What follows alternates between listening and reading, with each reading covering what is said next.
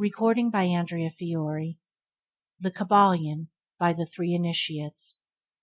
The lips of wisdom are closed, except to the ears of understanding. To Hermes Trismegistus, known by the ancient Egyptians as the Great and Master of Masters, this little volume of Hermetic teaching is reverently dedicated. We take great pleasure in presenting to the attention of students and investigators of the secret doctrines this little work, based upon the world-old Hermetic teachings. There has been so little written upon this subject, notwithstanding the countless references to the teachings in the many works upon occultism, that the many searchers after the arcane truths will doubtlessly welcome the appearance of this present volume. The purpose of this work is not the enunciation of any special philosophy or doctrine, but rather it is to give the students a statement of the truth that will serve to reconcile the many bits of occult knowledge that have been acquired, but which are apparently opposed to each other, and which often serve to discourage and disgust the beginner in the study. Our intent is not to erect a new temple of knowledge, but rather to place in the hands of the student a master key with which he may open the many doors in the temple of mystery through the main portals he has already entered. There is no portion of the occult teachings possessed by the world which have been so closely guarded as the fragments of the Hermetic teachings, which have come down to us over the tens of centuries which have elapsed since the lifetime of its great founder, Hermes Trismegistus, the scribe of the gods, who dwelt in old Egypt in the days when the present race of men was in its infancy. Contemporary with Abraham, and if the legends be true, an instructor of that venerable sage, Hermes was and is the great central sun of occultism, whose rays have served to illumine the countless teachings which have promulgated since his time. All the fundamental and basic teachings embedded in the esoteric teachings of every race may be traced back to Hermes. Even the most ancient teachings of India undoubtedly have their roots in the original Hermetic teachings. From the land of the Ganges many advanced occultists wandered to the land of Egypt, and sat at the feet of the Master. From him they obtained the Master Key, which explained and reconciled their divergent views, and thus the secret doctrine was firmly established. From other lands also came the learned ones, all of whom regarded Hermes as the Master of Masters, and his influence was so great that in spite of the many wanderings from the path on the part of the centuries of teachers in these different lands, there may still be found a certain basic resemblance and correspondence which underlies the many and often quite divergent theories entertained and taught by the occultists of these different lands. The student of comparative religions will be able to perceive the influence of the Hermetic teachings in every religion worthy of the name, now known to man, whether it be a dead religion or one in full vigor in our times. There is always certain correspondence in spite of the contradictory features, and the Hermetic teachings act as the great reconciler. The life work of Hermes seems to have been in the direction of planting the great seed truth which has grown and blossomed in so many forms, rather than to establish a school of philosophy which would dominate the world's thought.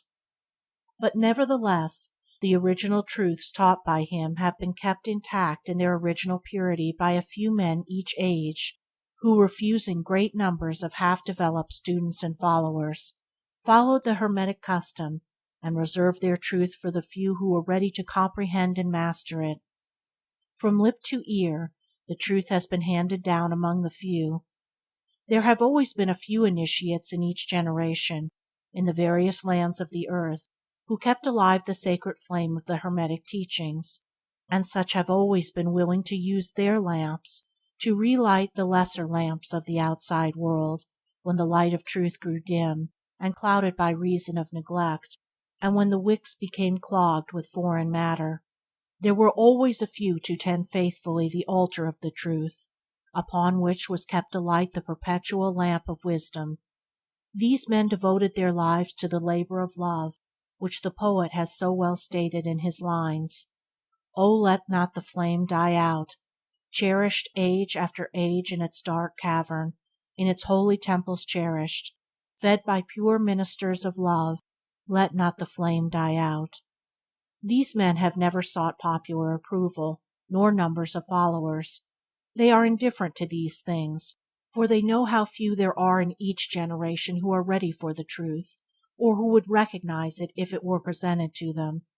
They reserve the strong meat for men, while others furnish the milk for babes. They reserve their pearls of wisdom for the few elect, who recognize their value and who wear them in their crowns, instead of casting them before the materialistic vulgar swine, who would trample them in the mud and mix them with their disgusting mental food. But these men have never forgotten or overlooked the original teachings of Hermes, regarding the passing on of the words of truth to those ready to receive it, which teaching is stated in the Kybalion as follows: Where fall the footsteps of the Master, the ears of those ready for his teaching open wide. And again, when the ears of the student are ready to hear, then cometh the lips to fill them with wisdom. But their customary attitude has always been strictly in accordance with the other Hermetic aphorism, also in the Kybalion: The lips of wisdom are closed, except to the ears of understanding.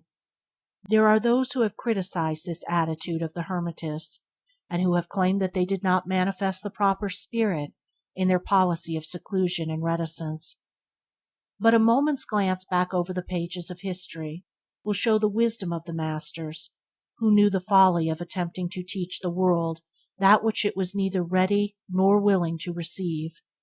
The Hermetists have never sought to be martyrs, and have instead sat silently aside with a pitying smile on their closed lips, while the heathen raved noisily about them, in their customary amusement of putting to death and torture the honest but misguided enthusiasts, who imagined that they could force upon a race of barbarians the truth capable of being understood only by the elect who had advanced along the path. And the spirit of persecution has not yet died out in the land. There are certain Hermetic teachings which, if publicly promulgated, would bring down upon the teachers a great cry of scorn and revilement from the multitude, who would again raise the cry of "Crucify, crucify." In this little work we have endeavored to give you an idea of the fundamental teachings of the Kybalion, striving to give you the working principles, leaving you to apply them yourselves, rather than attempting to work out the teaching in detail. If you are a true student, you will be able to work out and apply these principles. If not, then you must develop yourself into one, for otherwise the Hermetic teachings will be as words, words, words to you. The Three Initiates. Chapter 1. The Hermetic Philosophy. The lips of wisdom are closed, except to the ears of understanding. The Kybalion. From old Egypt have come the fundamental esoteric and occult teachings, which have so strongly influenced the philosophies of all races, nations, and peoples for several thousand years. Egypt, the home of the pyramids and the Sphinx, was the birthplace of the hidden wisdom and mystic teachings. From her secret doctrine all nations have borrowed. India, Persia, Chaldea, Media, China, Japan, Assyria, ancient Greece and Rome, and other ancient countries partook liberally at the feast of knowledge, which the hierophants and masters of the land of Isis so freely provided for all those who came prepared to partake of the great store of mystic and occult lore which the master minds of that ancient land had gathered together. In ancient Egypt dwelt the great adepts and masters, who have never been surpassed, and who seldom have been equaled during the centuries that have taken their processional flight since the days of the great Hermes. In Egypt was located the great lodge of lodges of the mystics.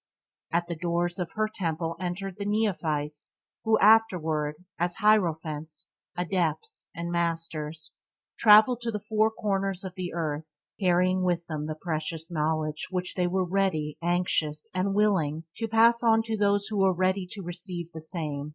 All students of the occult recognize the debt that they owe to these venerable masters of that ancient land. But among these great masters of ancient Egypt there once dwelt one of whom the masters hailed as the master of masters. This man, if man indeed he was, dwelt in Egypt in the earliest days. He was known as Hermes Trismegistus. He was the founder of the occult wisdom, the founder of astrology, the discoverer of alchemy. The details of his life story are lost to history, owing to the lapse of the years, though several of the ancient countries disputed with each other in their claims to the honor of having furnished his birthplace, and this thousands of years ago. The date of his sojourn in Egypt, in that his last incarnation on this planet, is not now known, but it has been fixed at the early days of the oldest dynasties of Egypt, long before the days of Moses. The best authorities regard him as contemporary of Abraham, and some of the Jewish traditions go so far as to claim that Abraham acquired a portion of his mystic knowledge from Hermes himself. As the years rolled by after his passing from this plane of life, tradition recording that he lived 300 years in the flesh, the Egyptians deified Hermes and made him one of their gods under the name of Thoth. Years after, the people of ancient Greece also made him one of their many gods, calling him Hermes, the god of wisdom. The Egyptians revered his memory for many centuries, yes, tens of centuries, calling him the scribe of the gods, and bestowing upon him distinctively his ancient title, Trismegistus, which means the thrice great, the great, the greatest great, etc. In all the ancient lands, the name of Hermes Trismegistus was revered, the name being synonymous with the fount of wisdom. Even to this day, we use the term hermetic in the sense of secret, sealed so that nothing can escape, and this by the reason of the fact that the followers of Hermes always observed the principle of secrecy in their teachings.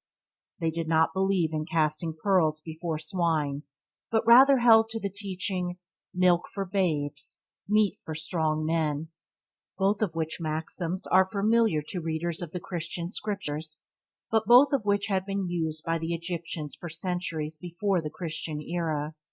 And this policy of careful dissemination of the truth has always characterized the Hermetics, even unto the present day. The Hermetic teachings are to be found in all lands, among all religions, but never identified with any particular country, nor with any particular religious sect.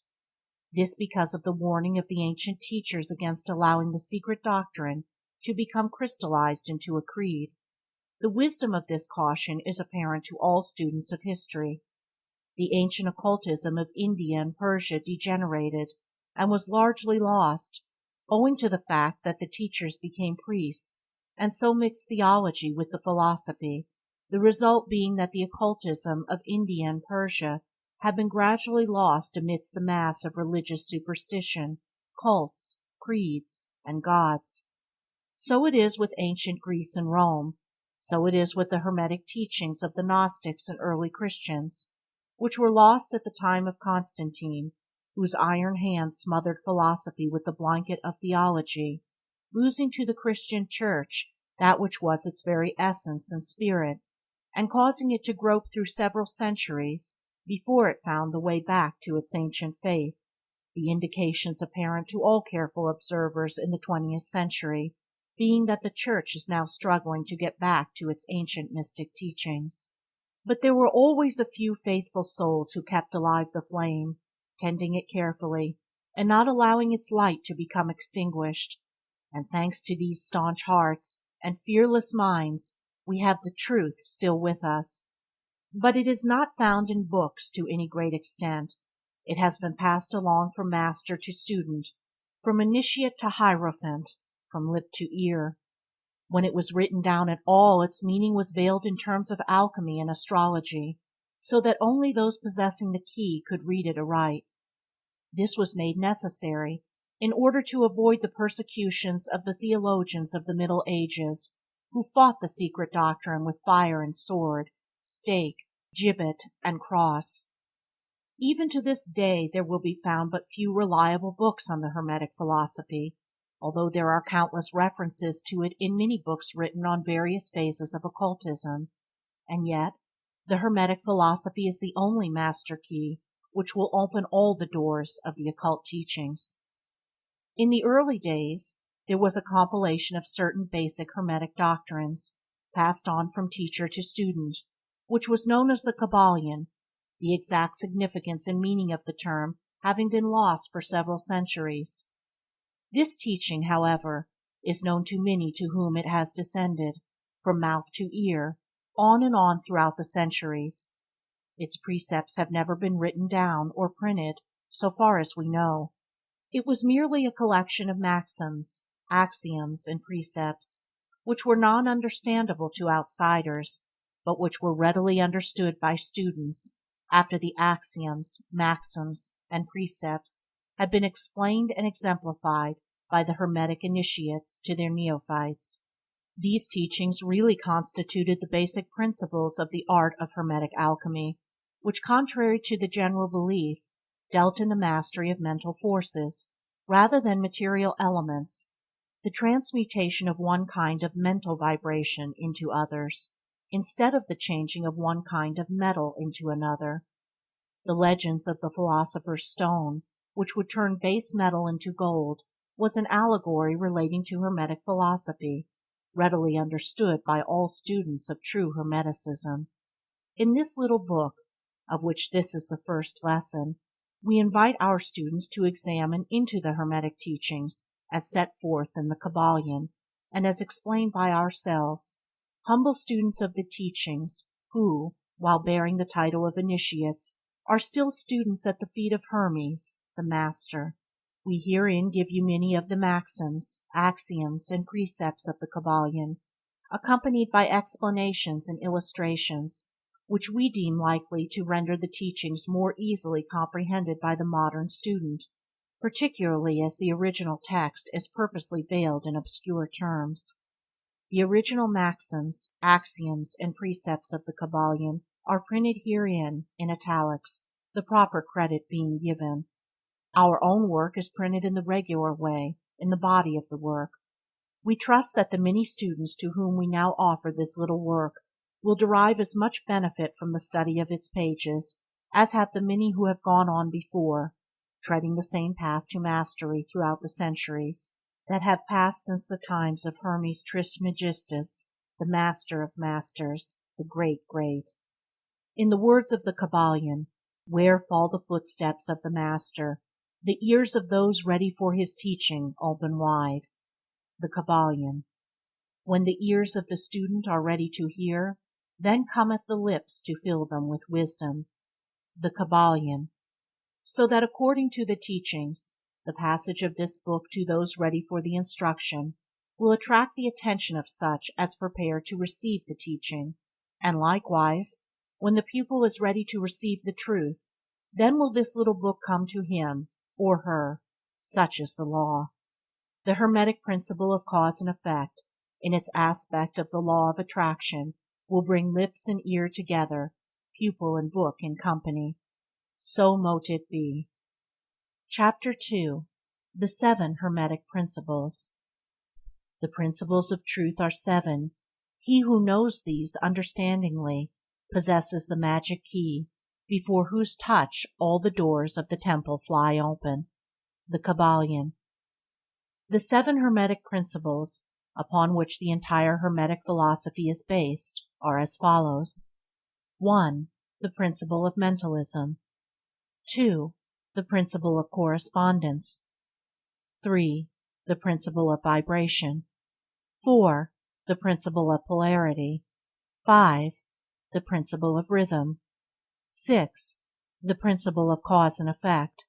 7. The principle of Gender. These seven principles will be discussed and explained as we proceed with these lessons. A short explanation of each, however, may as well be given at this point. 1. The principle of Mentalism. The All is mind, the universe is mental. The Kybalion. This principle embodies the truth that all is mind. It explains that the All, which is the substantial reality underlying all the outward manifestations and appearances which we know under the terms of the material universe, the phenomena of life, matter, energy, and, in short, all that is apparent to our material sense, is spirit, which in itself is unknowable and undefinable, but which may be considered and thought of as a universal, infinite, living mind. It also explains that all the phenomenal world or universe is simply a mental creation of the All, subject to the laws of created things, and that the universe, as a whole, and in its parts or units, has an existence in the mind of the All, in which mind we live and move and have our being. This principle, by establishing the mental nature of the universe, easily explains all the varied mental and physical phenomena that occupy such a large portion of the public attention, and which, without such explanation, are non-understandable and defy scientific treatment. An understanding of this great Hermetic principle of Mentalism enables the individual to readily grasp the laws of the mental universe, and to apply the same to his well-being and advancement. The Hermetic student is enabled to apply intelligently the great mental laws, instead of using them in a haphazard manner. With the master key in his possession, the student may unlock the many doors of the mental and psychic temple of knowledge, and enter the same freely and intelligently. This principle explains the true nature of energy, power, and matter, and why and how all these are subordinate to the mastery of mind. One of the old Hermetic masters wrote, long ages ago, "He who grasps the truth of the mental nature of the universe is well advanced on the path to mastery." And these words are as true today as they were when they were first written. Without this master key, mastery is impossible, and the student knocks in vain at the many doors of the temple. 2. The principle of correspondence. As above, so below; as below, so above. The Kybalion. This principle embodies the truth that there is always a correspondence between the laws and phenomena of the various planes of being and life.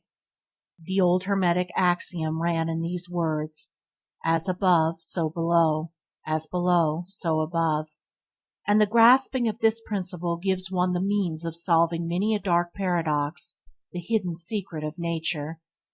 There are planes beyond our knowing, but when we apply the principle of correspondence to them, we are able to understand much that would otherwise be unknowable to us. This principle is of universal application and manifestation on the various planes of the material, mental, and spiritual universe. It is a universal law. The ancient Hermeticists considered the principle as one of the most important mental instruments by which man was able to pry aside the obstacles which hid from view the unknown. Its use even tore aside the veil of Isis to the extent that a glimpse of the face of the goddess might be caught. Just as a knowledge of the principles of geometry enables man to measure distant suns and their movements while seated in his observatory, so a knowledge of the principle of correspondence enables man to reason intelligently from the known to the unknown. Studying the monad, he understands the archangel. 3. The principle of vibration. Nothing rests, everything moves, everything vibrates. The Kybalion. This principle embodies the truth that everything is in motion, everything vibrates, nothing is at rest, facts which modern science endorses, and which each new scientific discovery tends to verify. And yet this Hermetic principle was enunciated thousands of years ago by the masters of ancient Egypt. The principle explains the differences between different manifestations of matter, energy, mind, and even spirit, result largely from varying rates of vibration. From the All, which is pure spirit, down to the grossest form of matter, all is in vibration. The higher the vibration, the higher the position in the scale. The vibration of spirit is at such an infinite rate of intensity and rapidity that it is practically at rest, just as a rapidly moving wheel seems to be motionless, And at the other end of this scale there are gross forms of matter whose vibrations are so low as they seem to be at rest. Between these poles there are millions upon millions of varying degrees of vibration, from corpuscle and electron, atom and molecule, to worlds and universes. Everything is in vibratory motion. This is also true on the planes of energy and force, which are but varying degrees of vibration, and also on the mental planes, whose states depend upon vibrations, and even on to the spiritual planes. An understanding of this principle, with the appropriate formulas, enables Hermetic students to control their own mental vibrations as well as those of others. The Masters also apply this principle to the conquering of natural phenomena in various ways. He who understands the principle of vibration has grasped the scepter of power, says one of the old writers. 4. The principle of polarity. Everything is dual, everything has poles, everything has its pair of opposites. Like and unlike are the same. Opposites are identical in nature, but different in degree. Extremes meet. All truths are but half-truths. All paradoxes may be reconciled. The Kybalion. This principle embodies the truth that everything is dual, everything has two poles, everything has its pair of opposites, all of which were old Hermetic axioms. It explains the old paradoxes that have perplexed so many, which have been stated as follows. Thesis and antithesis are identical in nature, but different in degree. Opposites are the same, differing only in degree. The pairs of opposites may be reconciled. Extremes meet. Everything is and isn't at the same time. All truths are but half-truths. Every truth is half false. There are two sides to everything, etc., etc., etc. It explains that in everything there are two poles, or opposite aspects, and that opposites are really only the two extremes of the same thing, with many varying degrees between them. To illustrate, heat and cold, although opposites, are really the same thing, the differences consisting merely of degrees of the same thing. Look at your thermometer and see if you can discover where heat terminates and cold begins. There is no such thing as absolute heat or absolute cold. The two terms heat and cold simply indicate varying degrees of the same thing, and that same thing, which manifests as heat and cold, is merely a form, variety, and rate of vibration. So heat and cold are simply the two poles of that which we call heat, and the phenomena attendant thereupon are the manifestations of the principle of polarity. The same principle manifests in the case of light and darkness, which are the same thing, the difference consisting of varying degrees between the two poles of the phenomena. Where does darkness leave off and light begin? What is the difference between large and small, between hard and soft, between black and white, between sharp and dull, between noise and quiet, between high and low, between positive and negative? The principle of polarity explains these paradoxes, and no other principle can supersede it. The same principle operates on the mental plane. Let us take a radical and extreme example, that of love and hate, two mental states apparently totally different, and yet there are degrees of hate and degrees of love, and a middle point in which we use the terms like or dislike, which shade into each other so gradually that sometimes we are at a loss to know whether we like or dislike or neither, and all are simply degrees of the same thing, as you will see if you will but think a moment. And, more than this, and considered of more importance by the Hermetists, it is possible to change the vibrations of hate to the vibrations of love, in one's own mind, and in the minds of others. Many of you, who read these lines, have had personal experiences of the involuntary rapid transition from love to hate, and the reverse, in your own case and that of others, and you will therefore realize the possibility of this being accomplished by the use of the will, by means of the Hermetic formulas. Good and evil are but the poles of the same thing, and the Hermetist understands the art of transmuting evil into good. by means of an application of the principle of polarity. In short, the art of polarization becomes a phase of mental alchemy already known and practiced by the ancient and modern Hermetic masters. An understanding of the principle will enable one to change his own polarity as well as that of others, if he will devote the time and study necessary to master the art. 5. The principle of rhythm. Everything flows, out and in. Everything has tides. All things rise and fall. The pendulum swing manifests in everything. The measure of the swing to the right is the measure of the swing to the left. Rhythm compensates. The Kybalion. This principle embodies the truth that in everything there is manifested a measured motion, to and fro, a flow and inflow, a swing backward and forward, a pendulum-like movement, a tide-like ebb and flow, a high tide and low tide, between the two poles which exist in accordance with the principle of polarity described a moment ago. There is always an action and a reaction, an advance and a retreat, a rising and a sinking. This is in the affairs of the universe, suns, worlds, men, animals, mind, energy, and matter. This law is manifest in the creation and destruction of worlds, in the rise and fall of nations, in the life of all things, and finally in the mental states of man, and it is with this latter that the Hermetists find the understanding of the principle most important. The Hermetists have grasped this principle, finding its universal application, and have also discovered certain means to overcome its effects in themselves by the use of the appropriate formulas and methods. They apply the mental law of neutralization. They cannot annul the principle or cause it to cease its operation, but they have learned how to escape its effects upon themselves to a certain degree, depending upon the mastery of the principle. They have learned how to use it instead of being used by it. In this and similar methods consists the art of the Hermetists. The master of Hermetics polarizes himself at the point at which he desires to rest, and then neutralizes the rhythmic swing of the pendulum, which would tend to carry him to the other pole.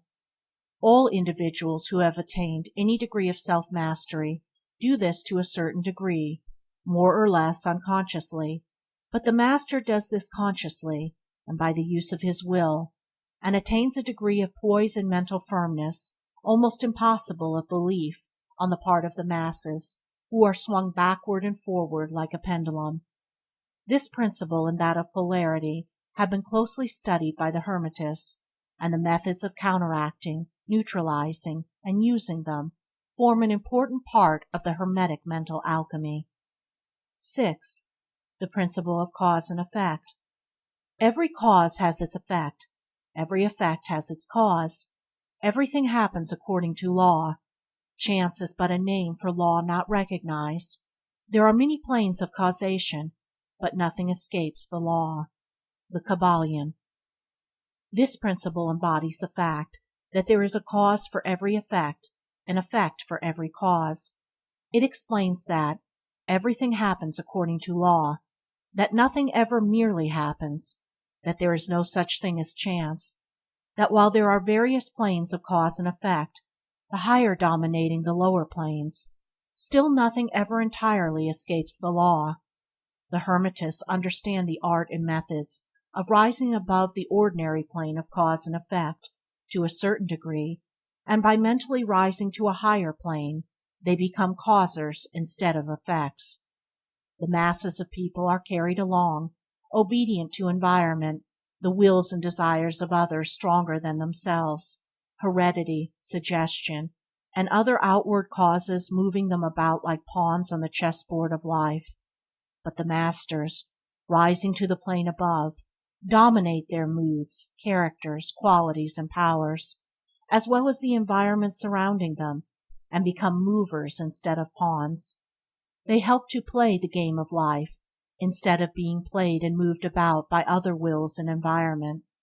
They use the principle, instead of being its tools. The masters obey the causation of the higher planes, but they help to rule on their own plane.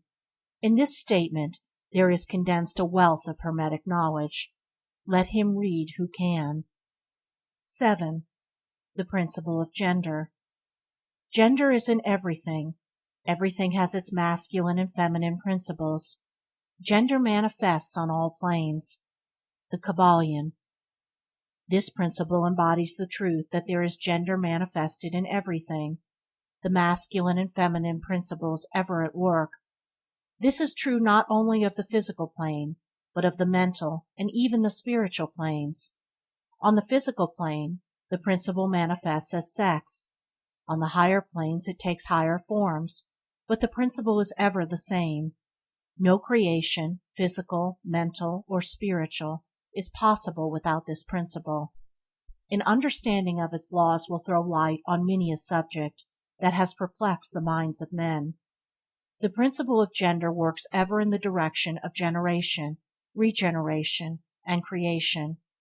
Everything and every person contains the two elements or principles, or this great principle, within it, him or her. Every male thing has the female element also. Every female contains also the male principle. If you would understand the philosophy of mental and spiritual creation, generation, and regeneration, you must understand and study this Hermetic principle. It contains the solution of many mysteries of life. We caution you that this principle has no reference to the many base, pernicious, and degrading lustful theories, teachings, and practices, which are taught under fanciful titles, and which are a prostitution of the great natural principle of gender.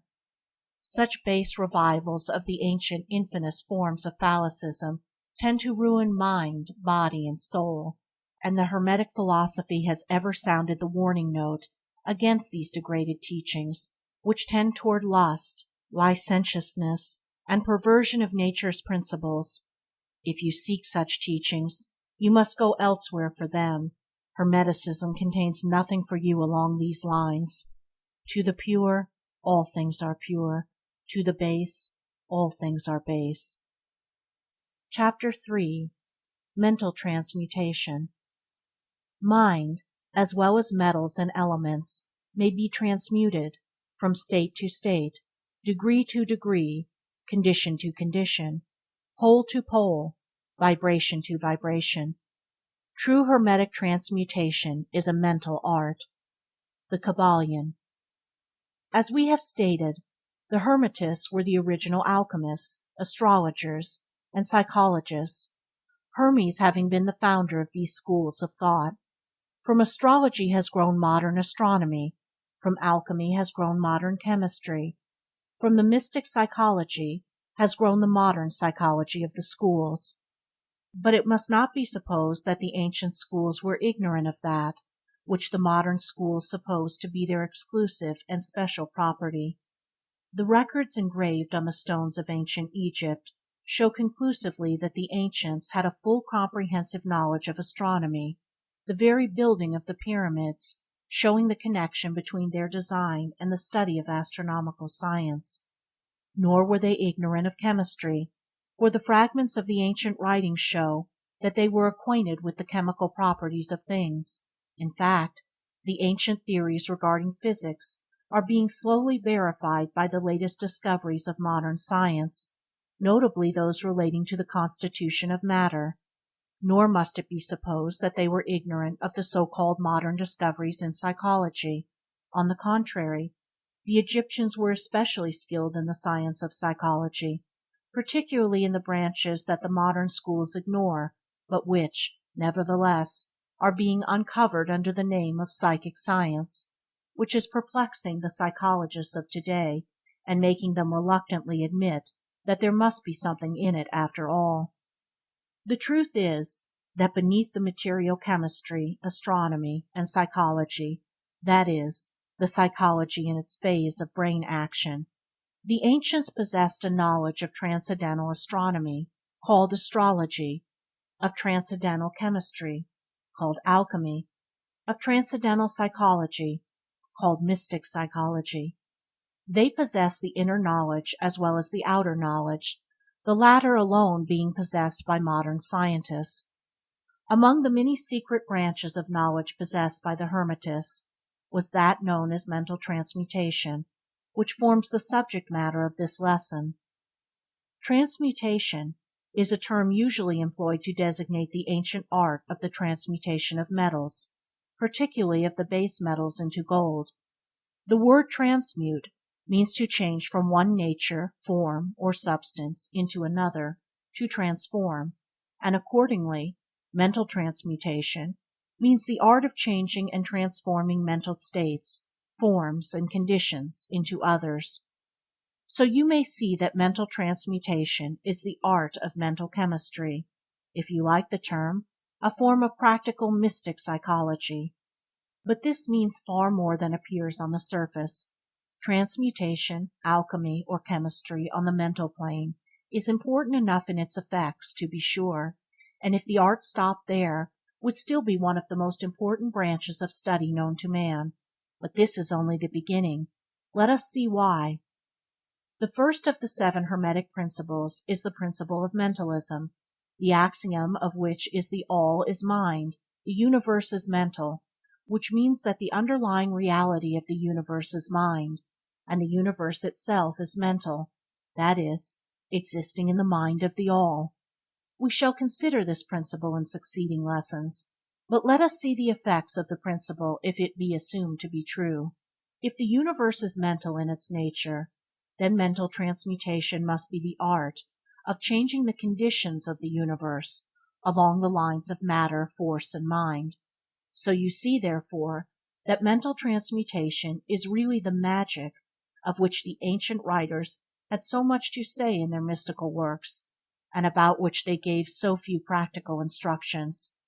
If all be mental, then the art which enables one to transmute mental conditions must render the master the controller of material conditions, as well as those ordinarily called mental. As a matter of fact, none but advanced mental alchemists have been able to attain the degree of power necessary to control the grosser physical elements, such as the control of the elements of nature, the production or cessation of tempests, the production and cessation of earthquakes, and other great physical phenomena. But that such men have existed, and do exist today, is a matter of earnest belief to all advanced occultists of all schools. That the masters exist, and have these powers, the best teachers assure their students, having had experience which justify them in such beliefs and statements. These masters do not make public exhibitions of their powers, but seek seclusion from the crowds of men, in order to better their work along the path of attainment.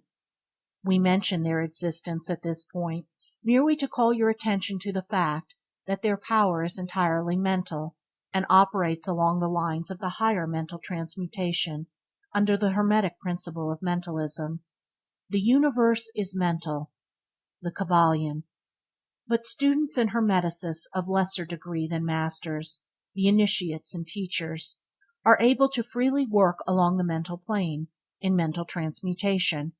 In fact, all that we call psychic phenomena, mental influence, mental science, new thought phenomena, etc., operates along the same general lines, for there is but one principle involved, no matter by what name the phenomena be called. The student and practitioner of mental transmutation works upon the mental plane, transmuting mental conditions, states, etc., into others, according to various formulas, more or less efficacious. The various treatments, affirmations, denials, etc., of the schools of mental science are but formulas, often quite imperfect and unscientific, of the Hermetic art. The majority of modern practitioners are quite ignorant compared to the ancient masters, for they lack the fundamental knowledge upon which the work is based. Not only may the mental states of oneself be changed or transmuted by Hermetic methods, but also the states of others may be, and are, constantly transmuted in the same way, usually unconsciously, but often consciously, by some understanding the laws and principles, in cases where the people affected are not informed of the principles of self-protection. And more than this, as many students and practitioners of modern mental science know, Every material condition depending upon the minds of other people may be changed or transmuted in accordance with the earnest desire, will, and treatments of persons desiring changed conditions of life. The public are so generally informed regarding these things at present that we do not deem it necessary to mention the same at length, our purpose at this point being merely to show the Hermetic principle in art underlying all of these various forms of practice, good and evil, for the force can be used in opposite directions according to the Hermetic principles of polarity. In this little book we shall state the basic principles of mental transmutation, that all who read may grasp the underlying principles, and thus possess the master key that will unlock the many doors of the principle of polarity. We shall now proceed to a consideration of the first of the Hermetic Seven Principles, the principle of Mentalism, in which is explained the truth that all is mind, the universe is mental, in the words of the Kybalion. We ask the close attention and careful study of this great principle on the part of our students, for it really is the basic principle of the whole Hermetic philosophy and the Hermetic art of mental transmutation. Chapter 4. The All. Under and back of the universe of time, space, and change is ever to be found the substantial reality, the fundamental truth. The Kybalion. Substance means that which underlies all outward manifestations, the essence, the essential reality, the thing in itself, etc. Substantial means actually existing, being the essential element, being real, etc. Reality means the state of being real, true, enduring, valid, fixed, permanent, actual, etc. Under and behind all outward appearances or manifestations, there must always be a substantial reality. This is the law. Man, considering the universe, of which he is a unit, sees nothing but change in matter, forces, and mental states. He sees that nothing really is, but that everything is becoming and changing. Nothing stands still. Everything is being born, growing, dying. The very instant a thing reaches its height, it begins to decline. The law of rhythm is in constant operation. There is no reality, enduring quality, fixity, or substantiality in anything. Nothing is permanent but change. He sees all things evolving from other things and resolving into other things, constant action and reaction, inflow and outflow, building up and tearing down, creation and destruction, birth, growth, and death. Nothing endures but change, and if he be a thinking man, he realizes that all of these changing things must be but outward appearances or manifestations of some underlying power, some substantial reality. All thinkers, in all lands and in all times, have assumed the necessity for postulating the existence of this substantial reality. All philosophies worthy of the name have been based upon this thought. Men have been given to this substantial reality many names. Some have called it by the term of deity under many titles. Others have called it the infinite and eternal energy. Others have tried to call it matter, but all have acknowledged its existence. It is self-evident. It needs no argument. In these lessons we have followed the example of some of the world's greatest thinkers, both ancient and modern. The Hermetic Masters have called this underlying power, this substantial reality, by the Hermetic name of the All, which term we consider the most comprehensive of the many terms applied by man to that which transcends names and terms. We accept and teach the view of the great Hermetic thinkers of all times, as well as of those illumined souls who have reached higher planes of being, both of which assert that the inner nature of the All is unknowable. This must be so, for naught by the All itself can comprehend its own nature and being. The Hermetists believe and teach that the All, in itself, is and must ever be unknowable. They regard all the theories, guesses, and speculations of the theologians and metaphysicians regarding the inner nature of the All as but the childish efforts of mortal minds to grasp the secret of the Infinite. Such efforts have always failed and will always fail from the very nature of the task. One pursuing such inquiries travels around and around in the labyrinth of thought until he is lost to all sane reasoning, action, or conduct, and is utterly unfitted for the work of life. He is like the squirrel which frantically runs around and around the circling treadmill wheel of his cage, traveling ever and yet reaching nowhere, at the end a prisoner still, and standing just where he started. And still more presumptuous are those who attempt to ascribe to the All the personality, qualities, properties, characteristics, and attributes of themselves, ascribing to the All the human emotions, feelings, and characteristics, even down to the pettiest qualities of mankind, such as jealousy, susceptibility to flattery and praise, desire for offerings and worship, and all the other survivals from the days of the childhood of the race. Such ideas are not worthy of grown men and women, and are rapidly being discarded. At this point it may be proper for me to state that we make a distinction between religion and theology, between philosophy and metaphysics. Religion, to us, means that intuitional realization of the existence of the All and one's relationship to it, while theology means the attempts of men to ascribe personality, qualities, and characteristics to it, their theories regarding its affairs, will, desires, plans, and designs, and their assumption of the office of middlemen between the All and the people.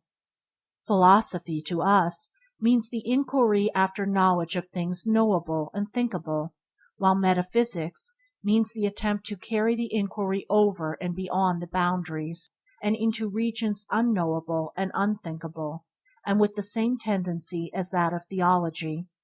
And consequently, both religion and philosophy mean to us things having roots in reality, while theology and metaphysics seem like broken reeds rooted in the quicksands of ignorance, and affording naught but the most insecure support for the mind or soul of man.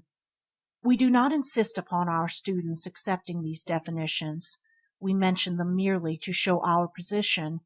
At any rate, you shall hear very little about theology and metaphysics in these lessons.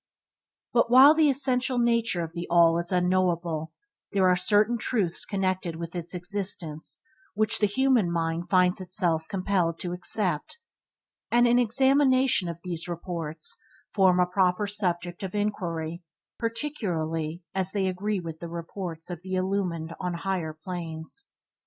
And to this inquiry we now invite you. That which is the fundamental truth, the substantial reality, is beyond true naming, but the wise men call it the All, the Kybalion. In its essence, the All is unknowable, the Kybalion. But the report of reason must be hospitably received and treated with respect, the Kybalion. The human reason, whose reports we must accept so long as we think at all, informs us as follows regarding the All, and that without attempting to remove the veil of the unknowable. 1. The All must be all that really is. There can be nothing existing outside of the All, else the All would not be the All. 2. The All must be infinite, for there is nothing else to define, confine, bound, limit, or restrict the All. It must be infinite in time or eternal.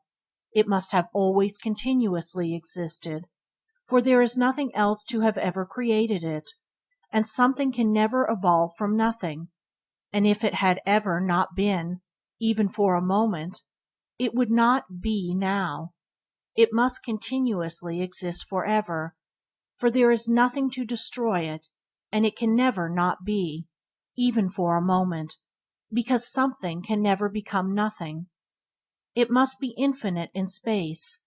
It must be everywhere, For there is no place outside of the All. It cannot be otherwise than continuous in space, without break, cessation, separation, or interruption, for there is nothing to break, separate, or interrupt its continuity, and nothing with which to fill in the gaps. It must be infinite in power, or absolute, for there is nothing to limit, restrict, restrain, confine, disturb, or condition it. It is subject to no other power, for there is no other power. 3. The All must be immutable, or not subject to change in its real nature, for there is nothing to work changes upon it nor from which it could have changed. It cannot be added to nor subtracted from, increased nor diminished, nor become greater or lesser in any respect whatsoever. It must have always been, and must always remain, just what it is now, the All. There has never been, is not now, and never will be, anything else into which it can change. The All being infinite, absolute, eternal, and unchangeable, it must follow that anything finite, changeable, fleeting, and conditioned cannot be the All. And as there is nothing outside of the All, in reality, then any and all such finite things must be as nothing in reality. Now do not become befogged or frightened.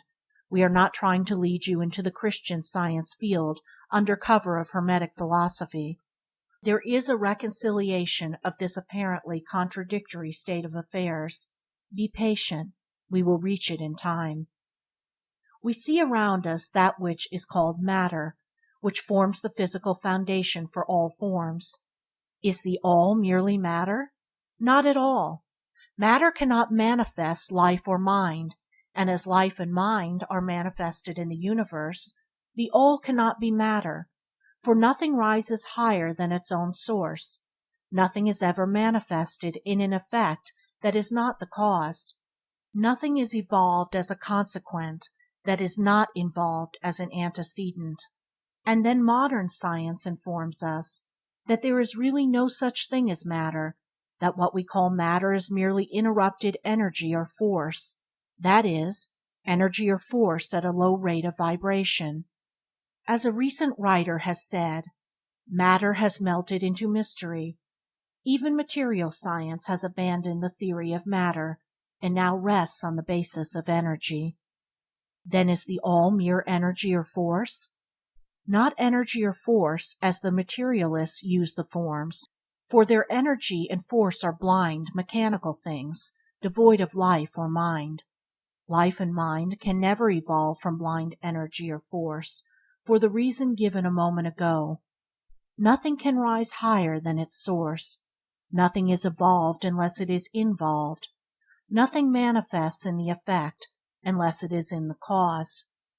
And so the All cannot be mere energy or force, for if it were, then there would be no such things as life and mind in existence, and we know better than that, for we are alive and using mind to consider this very question, and so are those who claim that energy or force is everything. What is there, then, higher than matter or energy that we know to be existent in the universe? Life and mind. Life and mind in all their varying degrees of unfoldment. Then you ask, do you mean to tell us that the All is life and mind? Yes and no is our answer. If you mean life and mind as we poor petty mortals know them, we say no, the All is not that. But what kind of life and mind do you mean, you ask? The answer is living mind, as far above that which mortals know by these words, as life and mind are higher than mechanical forces or matter, infinite living mind as compared to finite life and mind. We mean that which the illumined souls mean when they reverently pronounce the word Spirit. The All is infinite living mind. The illumined call it Spirit. Chapter 5. The Mental Universe. The universe is mental, held in the mind of the All. The Kybalion. The All is Spirit, but what is Spirit? This question cannot be answered, for the reason that its definition is practically that of the All, which cannot be explained or defined. Spirit is simply a name that men give to the highest conception of infinite living mind. It means the real essence. It means living mind, as much superior to life and mind as we know them, as the latter are superior to mechanical energy and matter.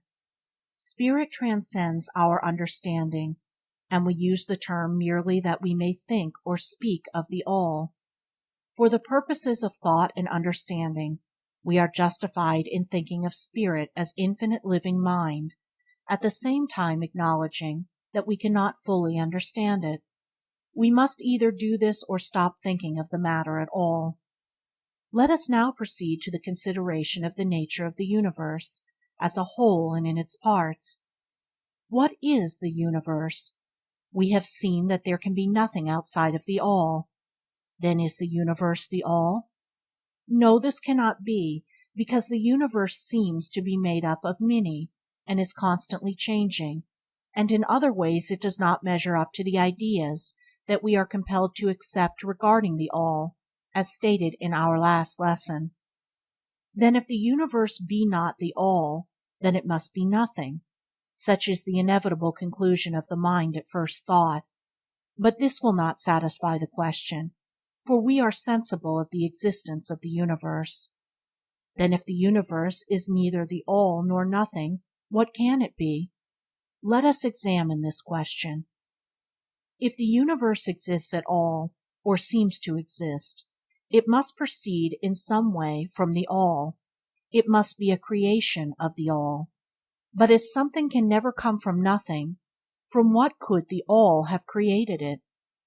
Some philosophers have answered this question by saying that the All created the universe from itself, that is, from the being and substance of the All. But this will not do, for the All cannot be subtracted from, nor divided, as we have seen. And then again, if this be so, would not each particle in the universe be aware of its being the All? The All could not lose its knowledge of itself, nor actually become an atom, or blind force, or lowly living thing. Some men, indeed, realizing that the All is indeed All, and also recognizing that they, the men, existed, have jumped to the conclusion that they and the All were identical, and they have filled the air with shouts of "I am God," to the amusement of the multitude and the sorrow of sages. The claim of the corpuscle that "I am man" would be modest in comparison. But what indeed is the universe, if it be not the All, not yet created by the All, having separated itself into fragments? What else can it be, or what else can it be made? This is a great question. Let us examine it carefully. We find here that the principle of correspondence comes to our aid. The old Hermetic axiom, "as above, so below," may be pressed into service at this point. Let us endeavor to get a glimpse of the workings on higher planes by examining those on our own. The principle of correspondence must apply to this as well as to other problems. Let us see, on his own plane of being, how does man create? Well, first, he may create by making something out of outside materials. But this will not do, for there are no materials outside of the All with which it may create.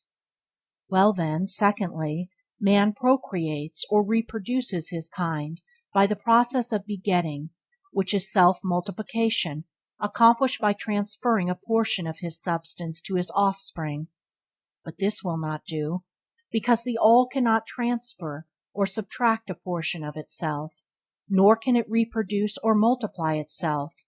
In the first place there would be a taking away, and in the second case, a multiplication or addition to the All, both thoughts being an absurdity. Is there no third way in which man creates? Yes, there is. He creates mentally, and in doing so he uses no outside materials, nor does he reproduce himself, and yet his spirit pervades the mental creation. Following the principle of correspondence, we are justified in considering that the All creates the universe mentally, in a manner akin to the process whereby man creates mental images. And here is where the report of reason tallies precisely with the report of the illumined, as shown by their teachings and writings. Such are the teachings of the wise men. Such was the teaching of Hermes. The All can create in no other way except mentally, without either using material, and there is none to use, or else reproducing itself, which is also impossible. There is no escape from this conclusion of the reason, which, as we have said, agrees with the highest teachings of the illumined. Just as you, student, may create a universe of your own in your mentality, so does the All create universes in its own mentality. But your universe is the mental creation of a finite mind, whereas that of the All is the creation of an infinite mind. The two are similar in kind, but infinitely different in degree. We shall examine more closely into the process of creation and manifestation as we proceed. But this is the point to fix in your minds at this stage. The universe, and all it contains, is a mental creation of the All. Verily indeed, all is mind. The All creates in its infinite mind countless universes, which exist for eons of time, and yet, to the All, the creation, development, and decline and death of 1,000,000 universes is as the time of the twinkling of an eye. The Kybalion. The infinite mind of the All is the womb of universes. The Kybalion. The principle of gender is manifested on all planes of life, material, mental, and spiritual. But as we have said before, gender does not mean sex. Sex is merely a material manifestation of gender. Gender means relating to generation or creation. And whenever anything is generated or created on any plane, the principle of gender must be manifested. And this is true even in the creation of universes. Now do not jump to the conclusion that we are teaching that there is a male and female God or Creator. That idea is merely a distortion of the ancient teachings on the subject. The true teaching is that the All, in itself, is above gender, as it is above every other law, including those of time and space. It is the law from which the laws proceed, and is not subject to them. But when the All manifests on the plane of generation or creation, then it acts according to law and principle, for it is moving on a lower plane of being, and consequently it manifests the principle of gender in its masculine and feminine aspects, on the mental plane, of course. This idea may seem startling to some of you who hear it the first time, but you have all really passively accepted it in your everyday conceptions. You speak of the fatherhood of God and the motherhood of nature, of God the Divine Father, and nature the Universal Mother, and have thus instinctively acknowledged the principle of gender in the universe. Is this not so? But the Hermetic teaching does not imply a real duality. The All is one. The two aspects are merely aspects of manifestation. The teaching is that the masculine principle manifested by the All stands, in a way, apart from the actual mental creation of the universe. It projects its will toward the feminine principle, which may be called nature, whereupon the latter begins the actual work of the evolution of the universe, from simple centers of activity, on to man, and then on and on still higher, all according to well-established and firmly enforced laws of nature. If you prefer the old figures of thought, you may think of the masculine principle as God, the Father, and of the feminine principle as Nature, the Universal Mother, from whose womb all things have been born. This is more than a mere poetic figure of speech. It is an idea of the actual process of the creation of the universe. But always remember that the All is but one, and that in its infinite mind the universe is generated, created, and exists. It may help you to get the proper idea if you will apply the law of correspondence to yourself and your own mind. You know that the part of you which you call I, in a sense, stands apart and witnesses the creation of mental images in your own mind. The part of your mind in which the mental generation is accomplished may be called the Me, in distinction from the I, which stands apart and witnesses and examines the thoughts, ideas, and images of the Me. As above, so below. Remember, the phenomena of one plane may be employed to solve the riddles of higher or lower planes. Is it any wonder that you, the child, feel that instinctive reverence for the All, which feeling we call religion, that respect and reverence for the Father Mind? Is it any wonder that, when you consider the works and wonders of nature, you are overcome with a mighty feeling which has its roots away down in your inmost being? It is the Mother Mind that you are pressing close up to, like a babe to the breast. Do not make the mistake of supposing that the little world you see around you, the earth, which is a mere grain of dust in the universe, is the universe itself. There are millions upon millions of such worlds, and greater, and there are millions of such universes in existence within the infinite mind of the All. And even in our own little solar system there are regions and planes of life far higher than ours, and beings compared to which we earth-bound mortals are as the slimy life forms that dwell on the ocean's bed when compared to man. There are beings with powers and attributes higher than man has ever dreamed of the gods possessing, and yet these beings were once as you, and still lower, and you will be even as they, and still higher in time, for such is the destiny of man, as reported by the illumined. And death is not real, even in the relative sense. It is but birth to a new life, and you shall go on and on and on, to higher and still higher planes of life, for eons upon eons of time. The universe is your home, and you shall explore its farthest recesses before the end of time. You are dwelling in the infinite mind of the All, and your possibilities and opportunities are infinite, both in time and space. And at the end of the grand cycle of eons, when the All shall draw back into itself all of its creations, you will go gladly, for you will then be able to know the whole truth of being at one with the All. Such is the report of the illumined, those who have advanced well along the path. And in the meantime, rest calm and serene.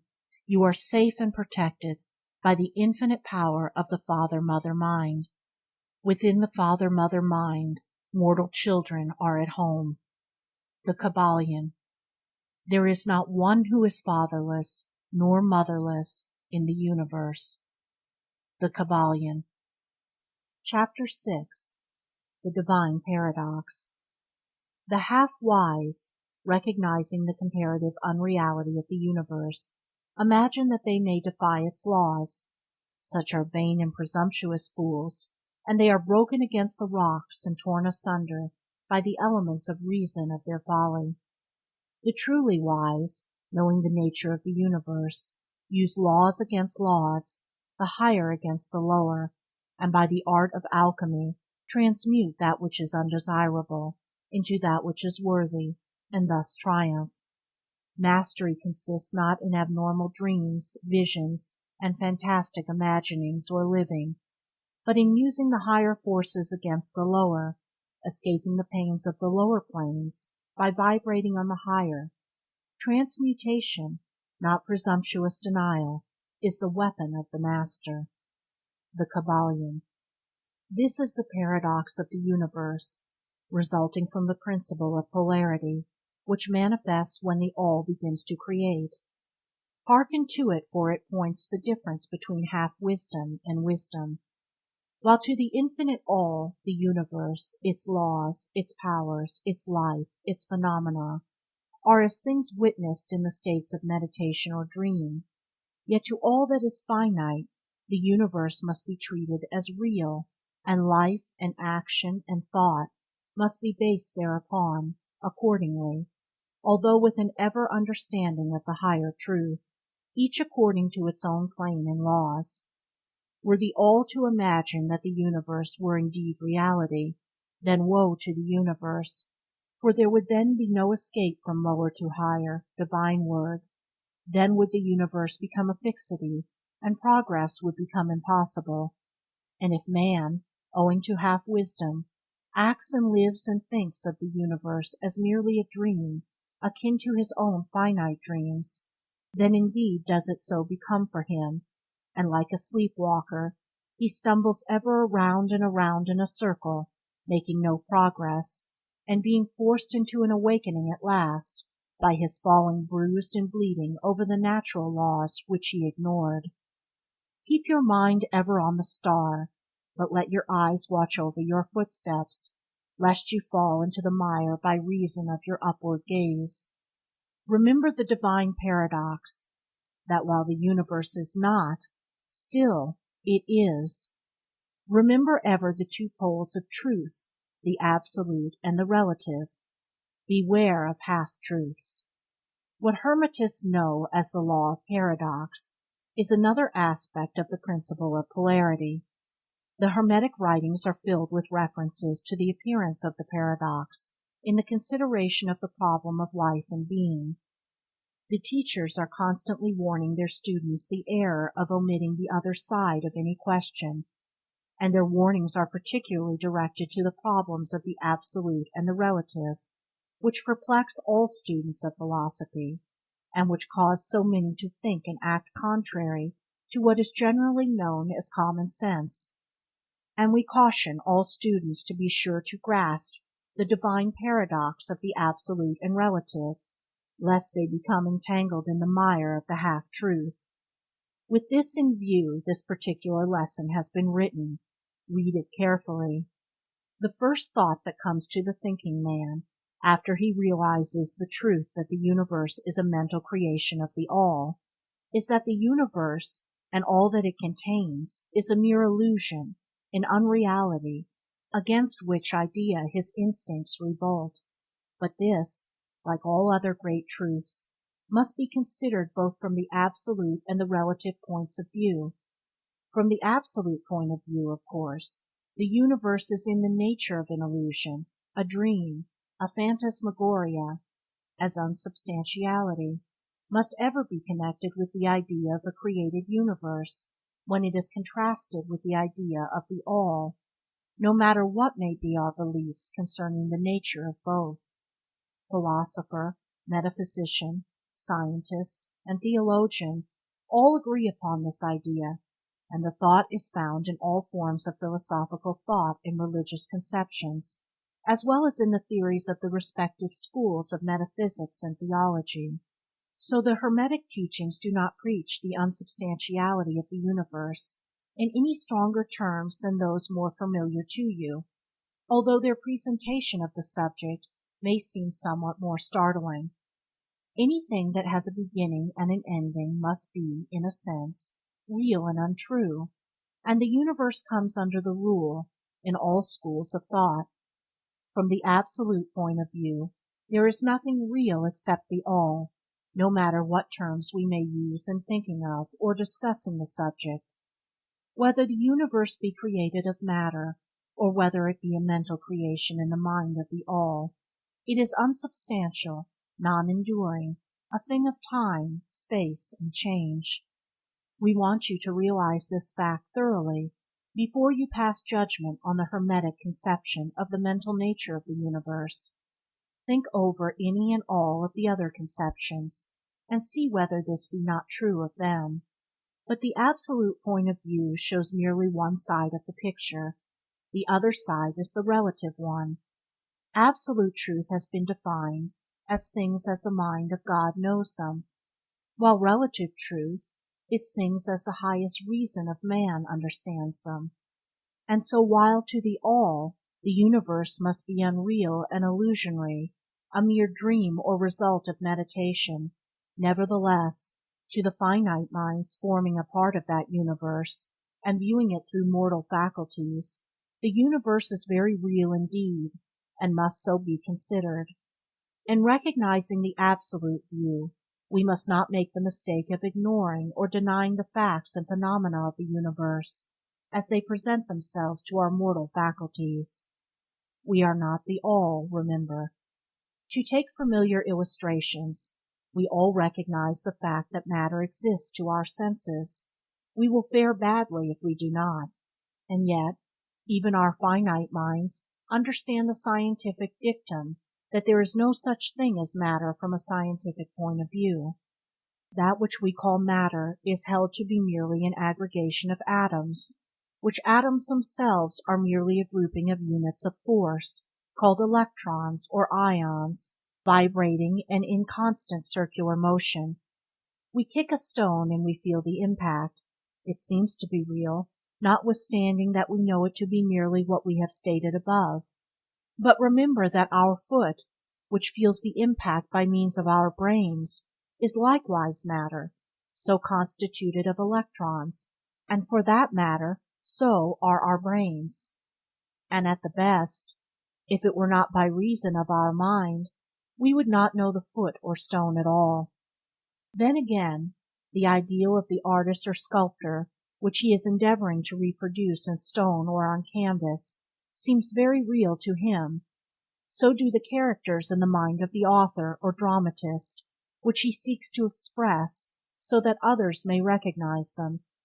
And if this be true in the case of our finite minds, what must be the degree of reality in the mental images created in the mind of the Infinite? O friends, to mortals this universe of mentality is very real indeed.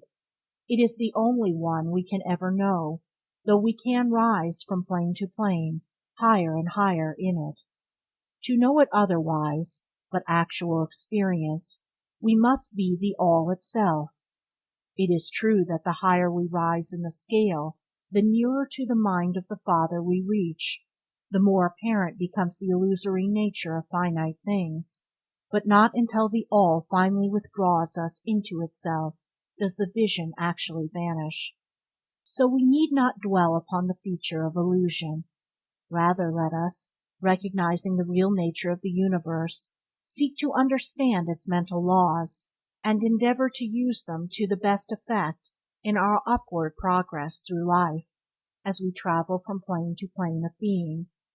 The laws of the universe are none the less iron laws because of the mental nature. All, except the All, are bound by them.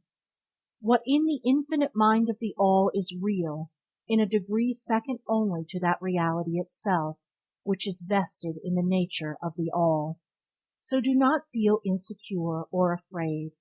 We are all held firmly in the infinite mind of the All, and there is naught to hurt us or for us to fear.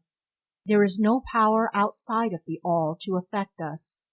So we may rest calm and secure. There is a world of comfort and security in this realization when once attained. Then calm and peaceful do we sleep, rocked in the cradle of the deep, resting safely on the bottom of the ocean of infinite mind, which is the All.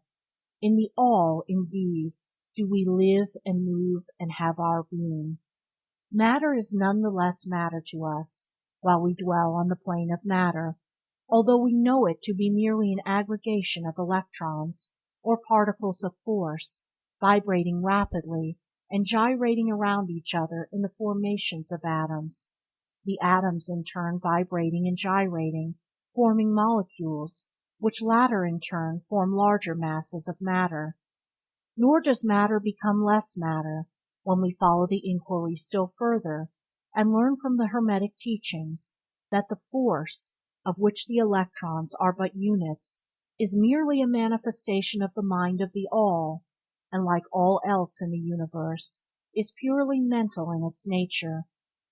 While on the plane of matter we must recognize its phenomena, we may control matter, as all masters of higher or lesser degrees do, but we do so by applying the higher forces. We commit a folly when we attempt to deny the existence of matter in the relative aspect. We may deny its mastery over us, and rightly so, but we should not attempt to ignore it in its relative aspect, at least so long as we dwell upon its plane. Nor do the laws of nature become less constant or effective when we know them, likewise, to be merely mental creations. They are in full effect on the various planes. We overcome the lower planes by applying still higher ones, and in this way only. But we cannot escape law or rise above it entirely. Nothing but the All can escape law, and that is because the All is law itself, from which all laws emerge.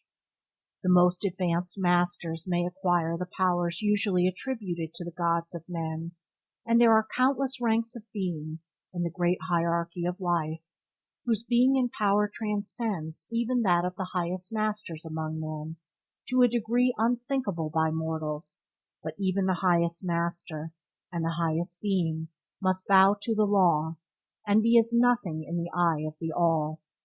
So that if even these highest beings, whose powers exceed even those attributed by men to their gods, if even these are bound by and are subservient to law, then imagine the presumption of mortal man, of our race and grade, when he dares to consider the laws of nature as unreal, visionary, and illusory, because he happens to be able to grasp the truth that the laws are mental in nature, and simply mental creations of the All. Those laws which the All intends to be governing laws are not to be defied or argued away. So long as the universe endures, will they endure, for the universe exists by virtue of these laws, which form its framework and which hold it together. The Hermetic principle of Mentalism, while explaining the true nature of the universe upon the principle that all is mental, does not change the scientific conceptions of the universe, life, or evolution. In fact, science merely corroborates the Hermetic teachings. The latter merely teaches that the nature of the universe is mental, while modern science has taught that it is material, or of late, that it is energy in the last analysis.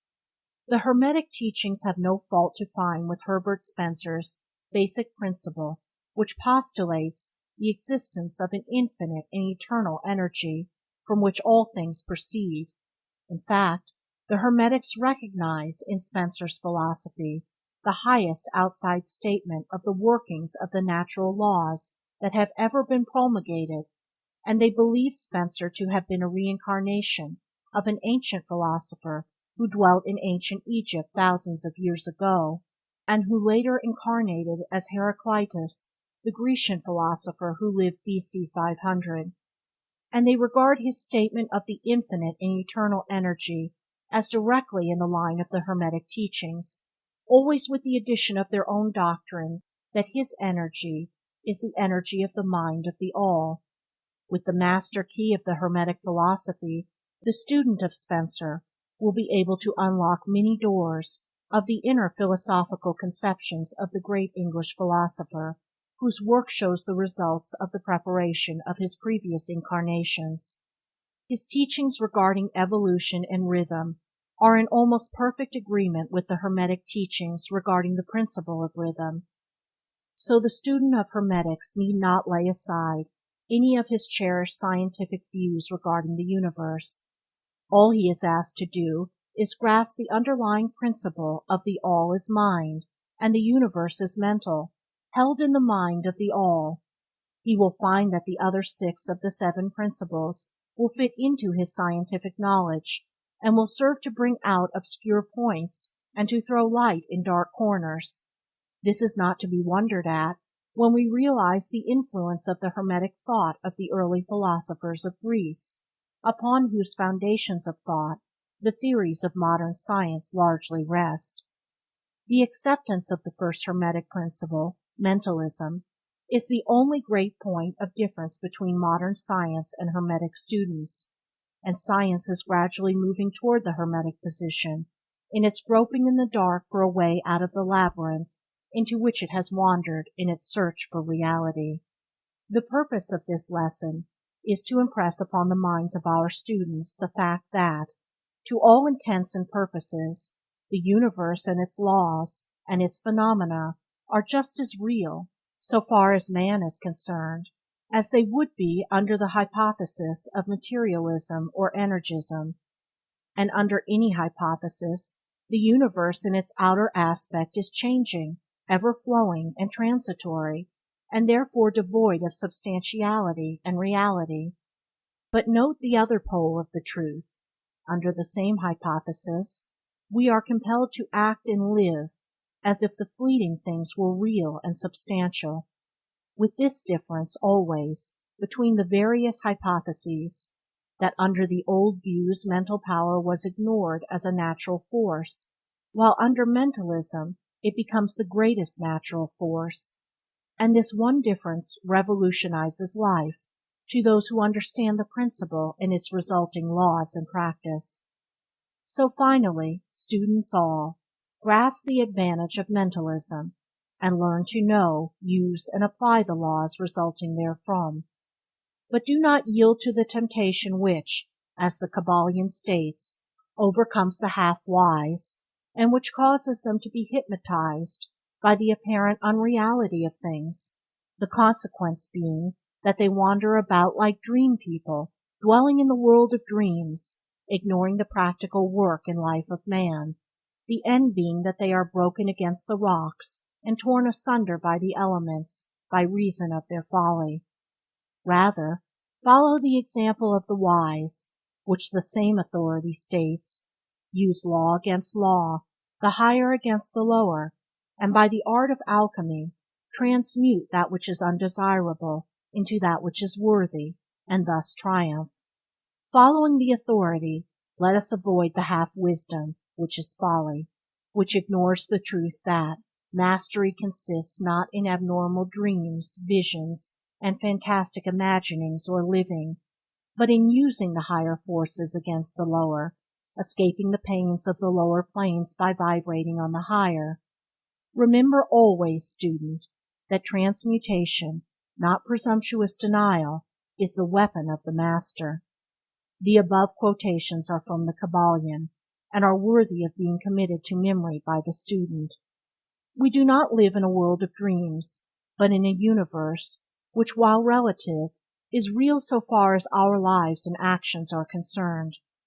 Our business in the universe is not to deny its existence, but to live, using the laws to rise from lower to higher, living on, doing the best that we can under the circumstances arising each day, and living, so far as is possible, to our biggest ideas and ideals. The true meaning of life is not known to men on this plane, if indeed to any, but the highest authorities, and our own intuitions, teach us that we will make no mistake in living up to the best that is in us, so far as is possible, and realizing the universal tendency in the same direction, in spite of apparent evidence to the contrary. We are all on the path, and the road leads upward ever, with frequent resting places. Read the message of the Kybalion, and follow the example of the wise, avoiding the mistake of the half-wise, who perish by reason of their folly. Chapter 7. The All in All. While all is in the all, it is equally true that the all is in all. To him who truly understands this truth hath come great knowledge. The Kybalion. How often have the majority of people heard repeated the statement that their deity, called by many names, was all in all, and how little have they suspected the inner occult truth concealed by these carelessly uttered words. The commonly used expression is a survival of the ancient Hermetic maxim quoted above. As the Kybalion says, to him who truly understands this truth hath come great knowledge. And this being so, let us seek this truth, the understanding of which means so much. In this statement of truth, this Hermetic maxim, is concealed one of the greatest philosophical, scientific, and religious truths. We have given you the Hermetic teachings regarding the mental nature of the universe, the truth that the universe is mental, held in the mind of the All. As the Kybalion says in the passage quoted above, all is in the all, But note also the correlated statement, that it is equally true that the All is in the All. This apparently contradictory statement is reconcilable under the law of paradox. It is, moreover, an exact Hermetic statement of the relations existing between the All and its mental universe. We have seen how All is in the All. Now let us examine the other aspect of the subject. The Hermetic teachings are to the effect that the All is immanent, in remaining within, inherent, abiding within, its universe, and in every part, particle, unit, or combination within the universe. The statement is usually illustrated by the teachers by a reference to the principle of correspondence. The teacher instructs the student to form a mental image of something, a person, an idea, something having a mental form, the favorite example being that of the author or dramatist forming an idea of his characters, or a painter or sculptor forming an image of an ideal that he wishes to express by his art. In each case, the student will find that while the image has its existence and being solely within his own mind, yet he, the student, author, dramatist, painter, or sculptor, is, in a sense, immanent in, remaining within, or abiding within, the mental image also. In other words, the entire virtue, life, spirit of reality in the mental image is derived from the immanent mind of the thinker. Consider this for a moment, until the idea is grasped. To take a modern example, let us say that Othello, Iago, Hamlet, Lear, Richard III existed merely in the mind of Shakespeare at the time of their conception or creation, and yet Shakespeare also existed within each of these characters, giving them their vitality, spirit, and action. Whose is the spirit of the characters that we know as Micawber, Oliver Twist, Uriah Heep? Is it Dickens? Or have each of these characters a personal spirit, independent of their creator? Have the Venus of Medici, the Sistine Madonna, the Apollo Belvedere, spirits and reality of their own, or do they represent the spiritual and mental powers of their creators? The law of paradox explains that both propositions are true, viewed from the proper viewpoints. Micawber is both Micawber and yet Dickens, and again, while Micawber may be said to be Dickens, yet Dickens is not identical with Micawber. Man, like Micawber, may exclaim, "The spirit of my Creator is inherent within me, and yet I am not He." How different this is from the shocking half-truth, so vociferously announced by certain of the half-wise, who fill the air with their raucous cries of, "I am God." Imagine poor Micawber, or the sneaky Uriah Heep crying, "I am Dickens," or some of the lowly clods in one of Shakespeare's plays, eloquently announcing that "I am Shakespeare." The All is in the earthworm, and yet the earthworm is far from being the All. And still the wonder remains that though the earthworm exists merely as a lowly thing, created and having its being solely within the mind of the All, yet the All is immanent in the earthworm, and in the particles that go to make up the earthworm. Can there be any greater mystery than this of the All in the All, and the All in all? The student will, of course, realize that the illustrations given above are necessarily imperfect and inadequate, for they represent the creation of mental images in finite minds, while the universe is a creation of infinite mind, and the difference between the two poles separates them. And yet it is merely a matter of degree. The same principle is in operation. The principle of correspondence manifests in each. As above, so below; as below, so above. And in the degree that man realizes the existence of the indwelling spirit immanent within his being, so he will rise to the spiritual scale of life. This is what spiritual development means: the recognition, realization, and manifestation of the spirit within us. Try to remember this last definition, that of spiritual development. It contains the truth of true religion. There are many planes of being, many subplanes of life, many degrees of existence in the universe, and all depend upon the advancement of beings in the scale, of which scale the lowest point is the grossest matter, the highest being separated only by the thinnest division from the spirit of the All. And upward and onward along this scale of life, everything is moving. All are on the path, whose end is the All. All progress is returning home. All upward and onward, in spite of all seemingly contradictory appearances. Such is the message of the Illumined. The Hermetic teachings concerning the process of the mental creation of the universe are that at the beginning of the creative cycle, the All, in its aspect of being, projects its will toward its aspect of becoming, and the process of creation begins. It is taught that the process consists of the lowering of vibration until a very low degree of vibratory energy is reached, at which point the grossest possible form of matter is manifested. This process is called the stage of involution, in which the All becomes involved or wrapped up in its creation.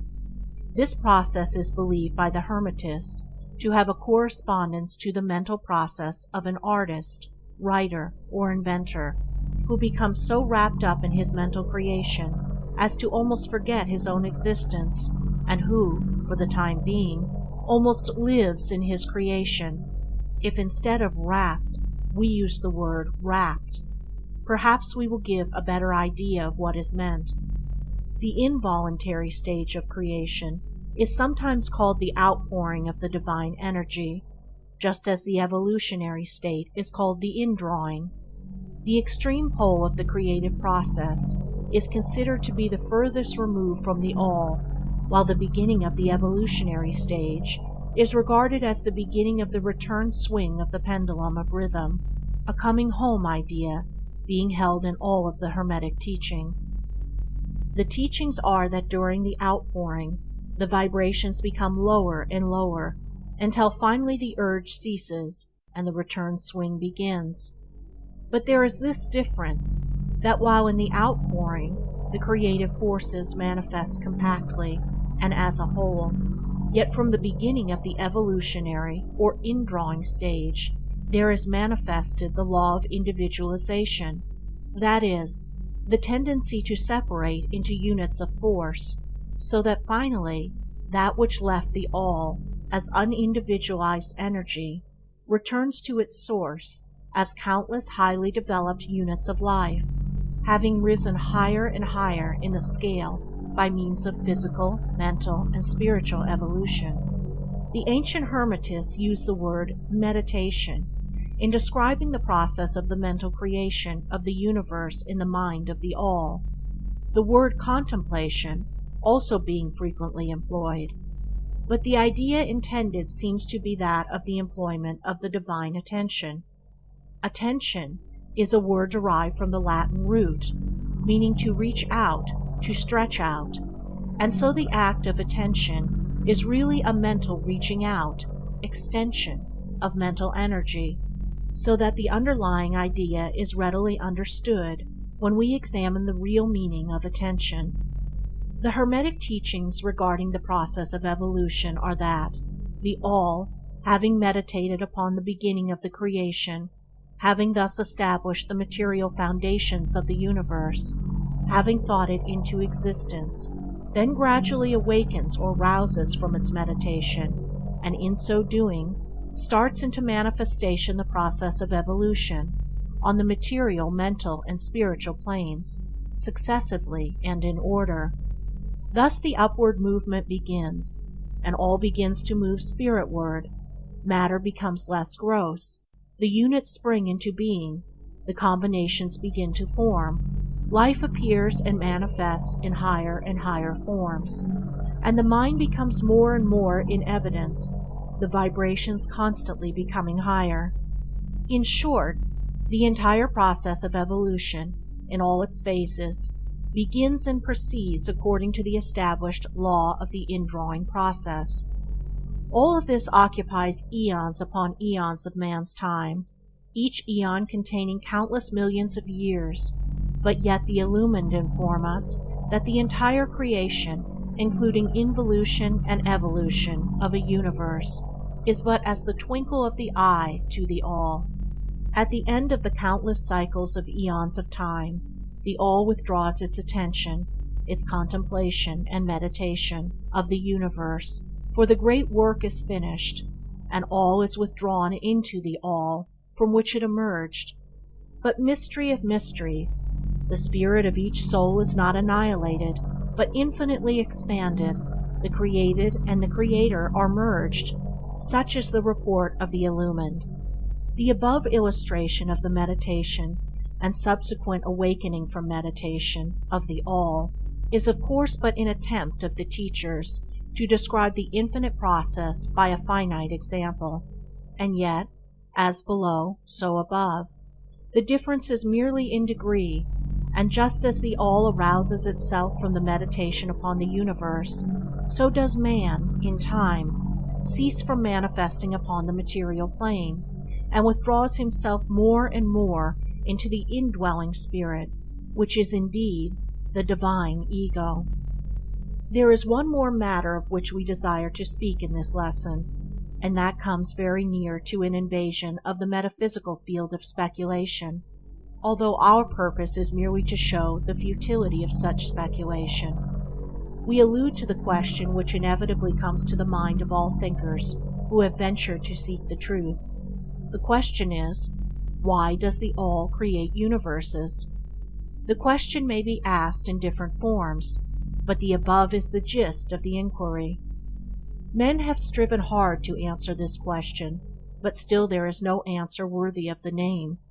Some have imagined that the All had something to gain by it, but that is absurd, for what could the All gain that it did not already possess? Others have sought the answer in the idea that the All wished something to love, and others that it created for pleasure or amusement, or because it was lonely, or to manifest its power. All puerile explanations and ideas belonging to the childish period of thought. Others have sought to explain the mystery by assuming that the All found itself compelled to create by reason of its own internal nature, its creative instinct. This idea is in advance of the others, but its weak point lies in the idea of the All being compelled by anything, internal or external. If its internal nature or creative instinct compelled it to do anything, then the internal nature or creative instinct would be the absolute instead of the All, and so accordingly that part of the proposition fails. And yet, the All does create and manifest, and seems to find some kind of satisfaction in so doing, and it is difficult to escape the conclusion that in some infinite degree it must have what would correspond to an inner nature or creative instinct in man, with correspondingly infinite desire and will. It could not act unless it willed to act, and it would not will to act unless it desired to act, and it would not desire to act unless it obtained some satisfaction thereby. And all of these things would belong to an inner nature, and must be postulated as existing according to the law of correspondence. But still, we prefer to think of the All as acting entirely free from any influence, internal as well as external. That is the problem which lies at the root of difficulty, and the difficulty that lies at the root of the problem. Strictly speaking, there cannot be said to be any reason whatsoever for the All to act, for a reason implies a cause, and the All is above cause and effect, except when it wills to become a cause, at which time the principle is set into motion. So you see, the matter is unthinkable, just as the All is unknowable. Just as we say the All merely is, so we are compelled to say that the All acts because it acts. At the last, the All is all reason in itself, all law in itself, all action in itself, and it may be said truthfully that the All is its own reason, its own law, its own act, or still further, that the All, its reason, its act, its law, are one, all being names for the same thing. In the opinion of those who are giving you these present lessons, the answer is locked up in the inner self of the All, along with its secret of being. The law of correspondence, in our opinion, reaches only to that aspect of the All which may be spoken of as the aspect of becoming. Back of that aspect is the aspect of being, in which all laws are lost in law, all principles merge into principle, and the All, principle, and being are identical, one and the same. Therefore, metaphysical speculation on this point is futile. We go into the matter here merely to show that we recognize the question, and also the absurdity of the ordinary answers of metaphysics and theology. In conclusion, it may be of interest to our students to learn that while some of the ancient and modern Hermetic teachers have rather inclined in the direction of applying the principle of correspondence to the question, with the result of the inner nature conclusion, still legends have it that Hermes the Great, when asked this question by his advanced students, answered them by pressing his lips tightly together and not saying a word, indicating that there was no answer. But then he may have intended to apply the axiom of his philosophy, that the lips of wisdom are closed, except to the ears of understanding, believing that even his advanced students did not possess the understanding which entitled them to the teaching. At any rate, if Hermes possessed the secret, he failed to impart it, and so far as the world is concerned, the lips of Hermes are closed regarding it. And where the great Hermes hesitated to speak, what mortal dare to teach? But remember that whatever be the answer to this problem, if indeed there be an answer, the truth remains that, while all is in the All, it is equally true that the All is in the All. The teaching on this point is emphatic, and we may add the concluding words of the quotation: "To him who truly understands this truth hath come great knowledge." Chapter 8. Planes of Correspondence. As above, so below; as below, so above. The Kybalion. The second great Hermetic principle embodies the truth that there is a harmony, agreement, and correspondence between the several planes of manifestation, life, and being.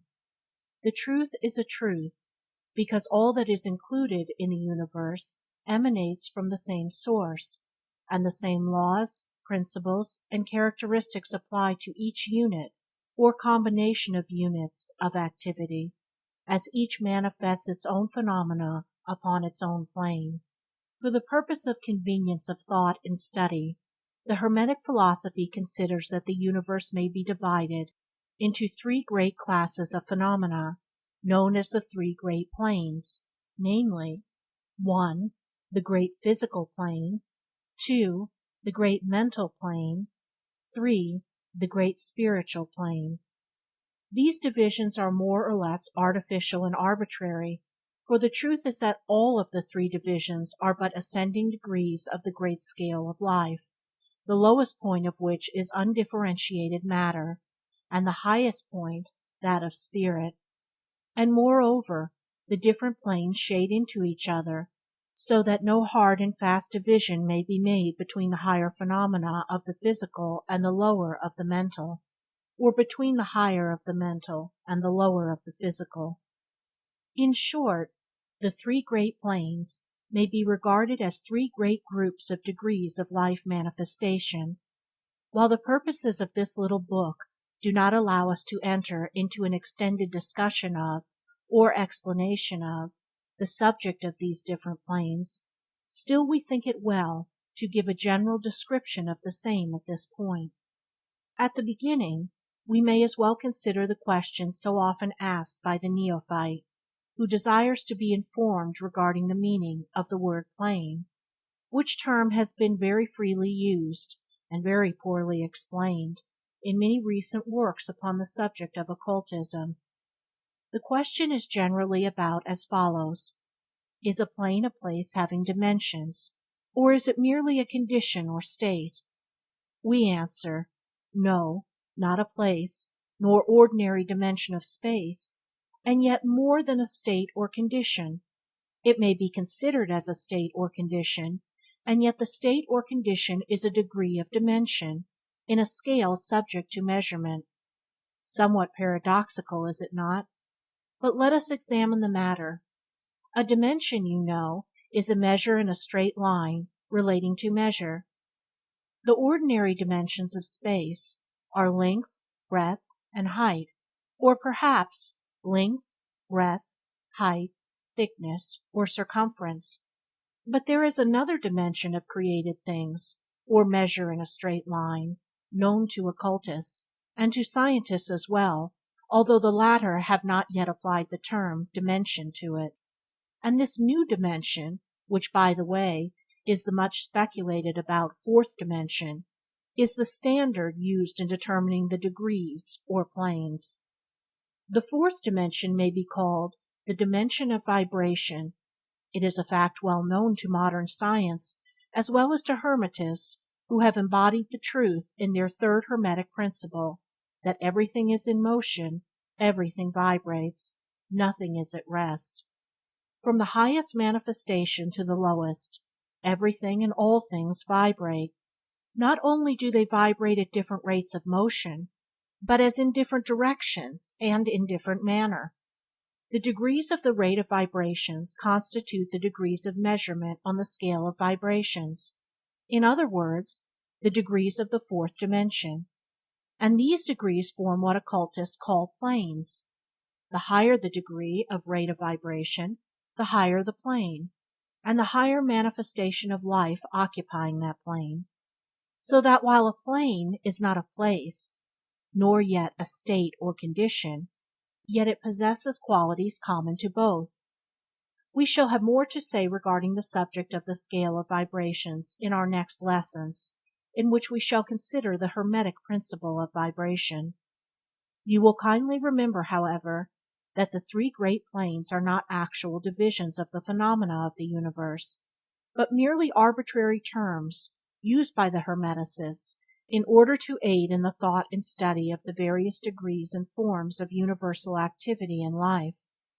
The atom of matter, the unit of force, the mind of man, and the being of the archangel are all but degrees in one scale, and all fundamentally the same, the difference between solely a matter of degree and rate of vibration. All are creations of the All, and have their existence solely within the infinite mind of the All.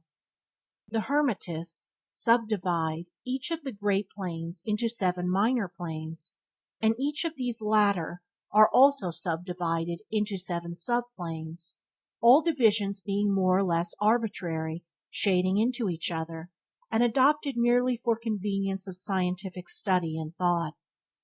The great physical plane and its 7 minor planes is that division of the phenomena of the universe which includes all that relates to physics or material things, forces, and manifestations.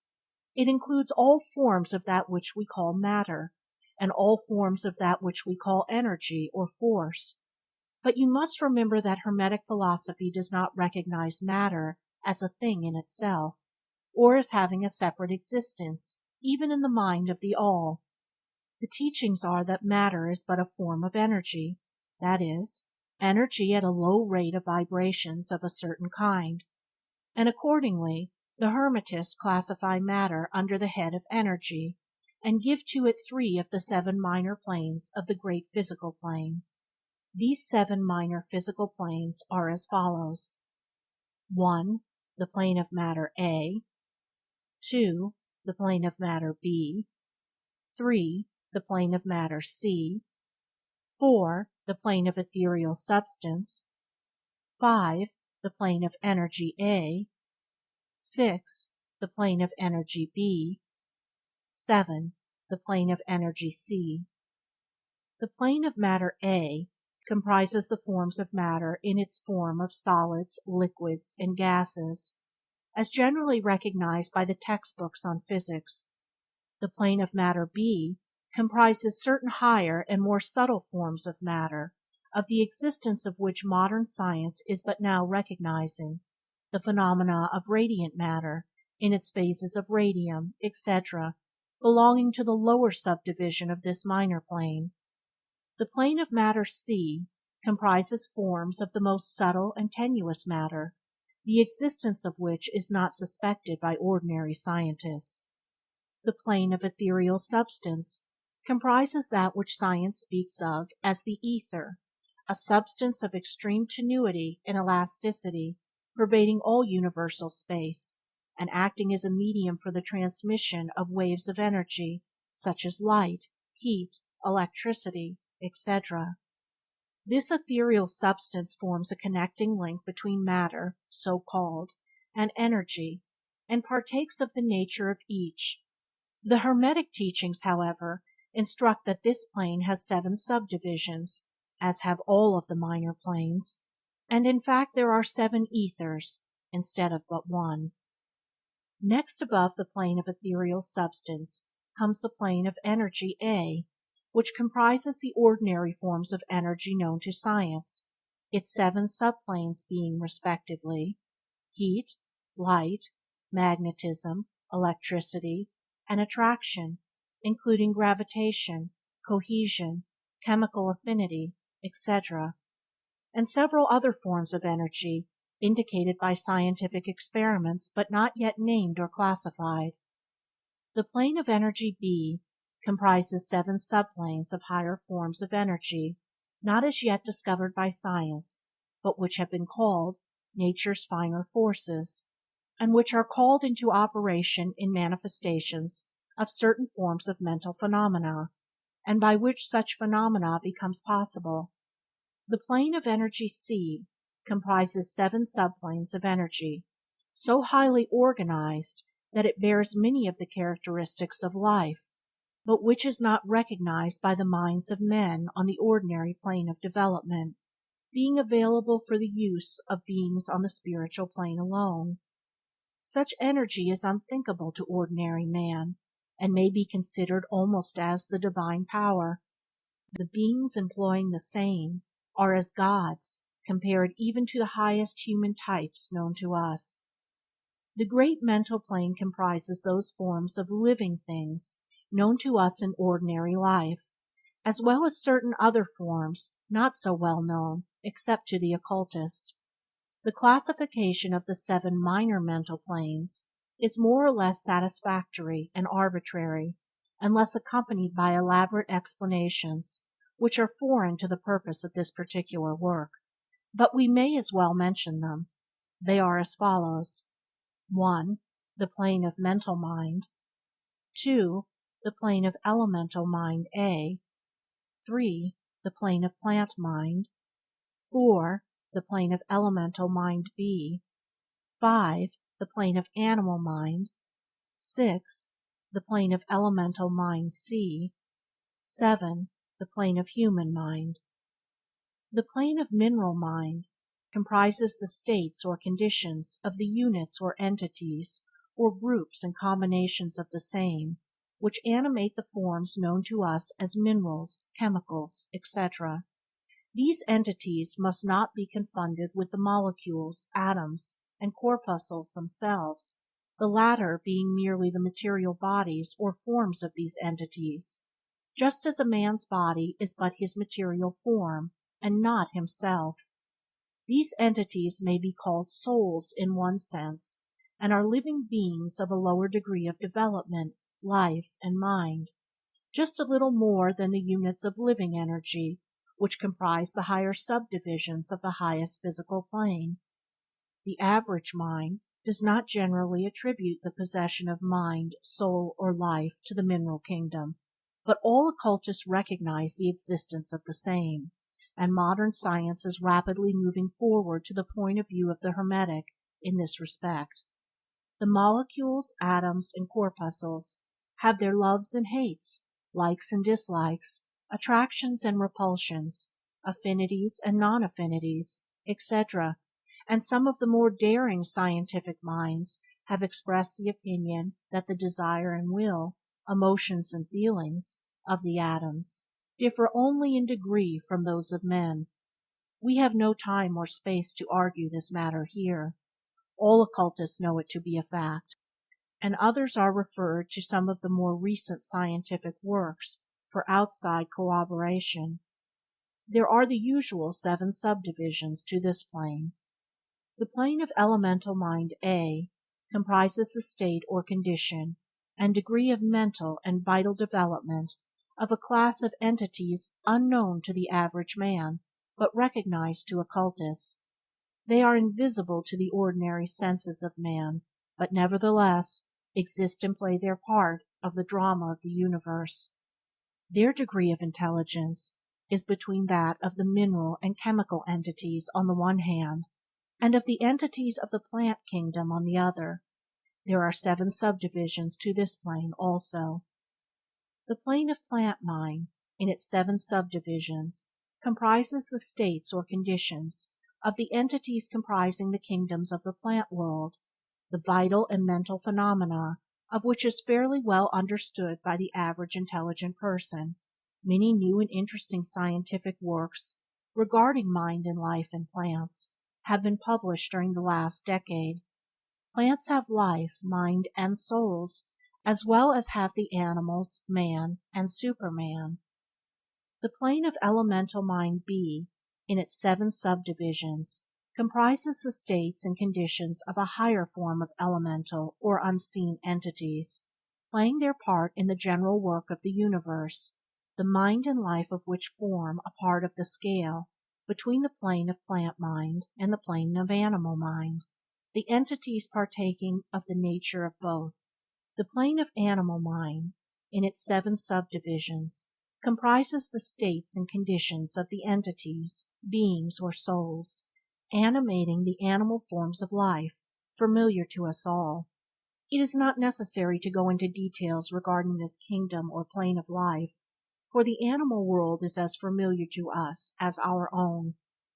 The plane of elemental mind C, in its 7 subdivisions, comprises those entities or beings, invisible as are all such elemental forms, which partake of the nature of both animal and human life in a degree and in certain combinations. The highest forms are semi-human in intelligence. The plane of human mind, in its 7 subdivisions, comprises those manifestations of life and mentality which are common to man, in his various grades, degrees, and divisions. In this connection, we wish to point out the fact that the average man of today occupies but the 4th subdivision of the plane of human mind, and only the most intelligent have crossed the borders of the 5th subdivision. It has taken the race millions of years to reach this stage, and it will take many more years for the race to move on to the 6th and 7th subdivisions and beyond. But remember that there have been races before us which have passed through these degrees and then on to higher planes. Our own race is the 5th, with stragglers from the 4th, which has set foot upon the path, and there are a few advanced souls of our own race who have outstripped the masses, and who have passed on to the 6th and 7th subdivision, and some few being still further on. The man of the 6th subdivision will be the Superman, he of the 7th will be the Overman. In our consideration of the 7 minor mental planes, we have merely referred to the 3 elementary planes in a general way. We do not wish to go into this subject in detail in this work, for it does not belong to this part of general philosophy and teachings. But we may say this much, in order to give you a little clearer idea of the relations of these planes to the more familiar ones. The elementary planes bear the same relation to the planes of mineral, plant, animal, and human mentality in life that the black keys on a piano do to the white keys. The white keys are sufficient to produce music, but there are certain scales, melodies, and harmonies in which the black keys play their part and in which their presence is necessary. They are also necessary as connecting links of soul condition, entity states, etc., between the several other planes, certain forms of development being attained therein. This last fact giving to the reader who can read between the lines a new light upon the processes of evolution, and a new key to the secret door of the leaps of life between kingdom and kingdom. The great kingdoms of elementals are fully recognized by all occultists, and the esoteric writings are full of mention of them. The readers of Bulwer's Senani and similar tales will recognize the entities inhabiting these planes of life. Passing on from the great mental plane to the great spiritual plane, what shall we say? How can we explain these higher states of being, life, and mind, to minds as yet unable to grasp and understand the higher subdivisions of the plane of human mind? The task is impossible. We can speak only in the most general terms. How may light be described to a man born blind? How sugar to a man who has never tasted anything sweet? How harmony to one born deaf? All that we can say is that the 7 minor planes of the great spiritual plane, each minor plane having its 7 subdivisions, comprise beings possessing life, mind, and form as far above that of man today as the latter is above the earthworm, mineral, or even certain forms of energy or matter. The life of these beings so far transcends ours that we cannot even think of the details of the same. Their minds so transcend ours that to them we scarcely seem to think, and our mental processes seem almost akin to material processes. The matter of which their forms are composed is of the highest planes of matter, nay, some are even said to be clothed in pure energy. What may be said of such beings? On the 7 minor planes of the great spiritual plane exist beings of whom we may speak of as angels, archangels, demigods. On the lower minor planes dwell those great souls whom we call masters and adepts.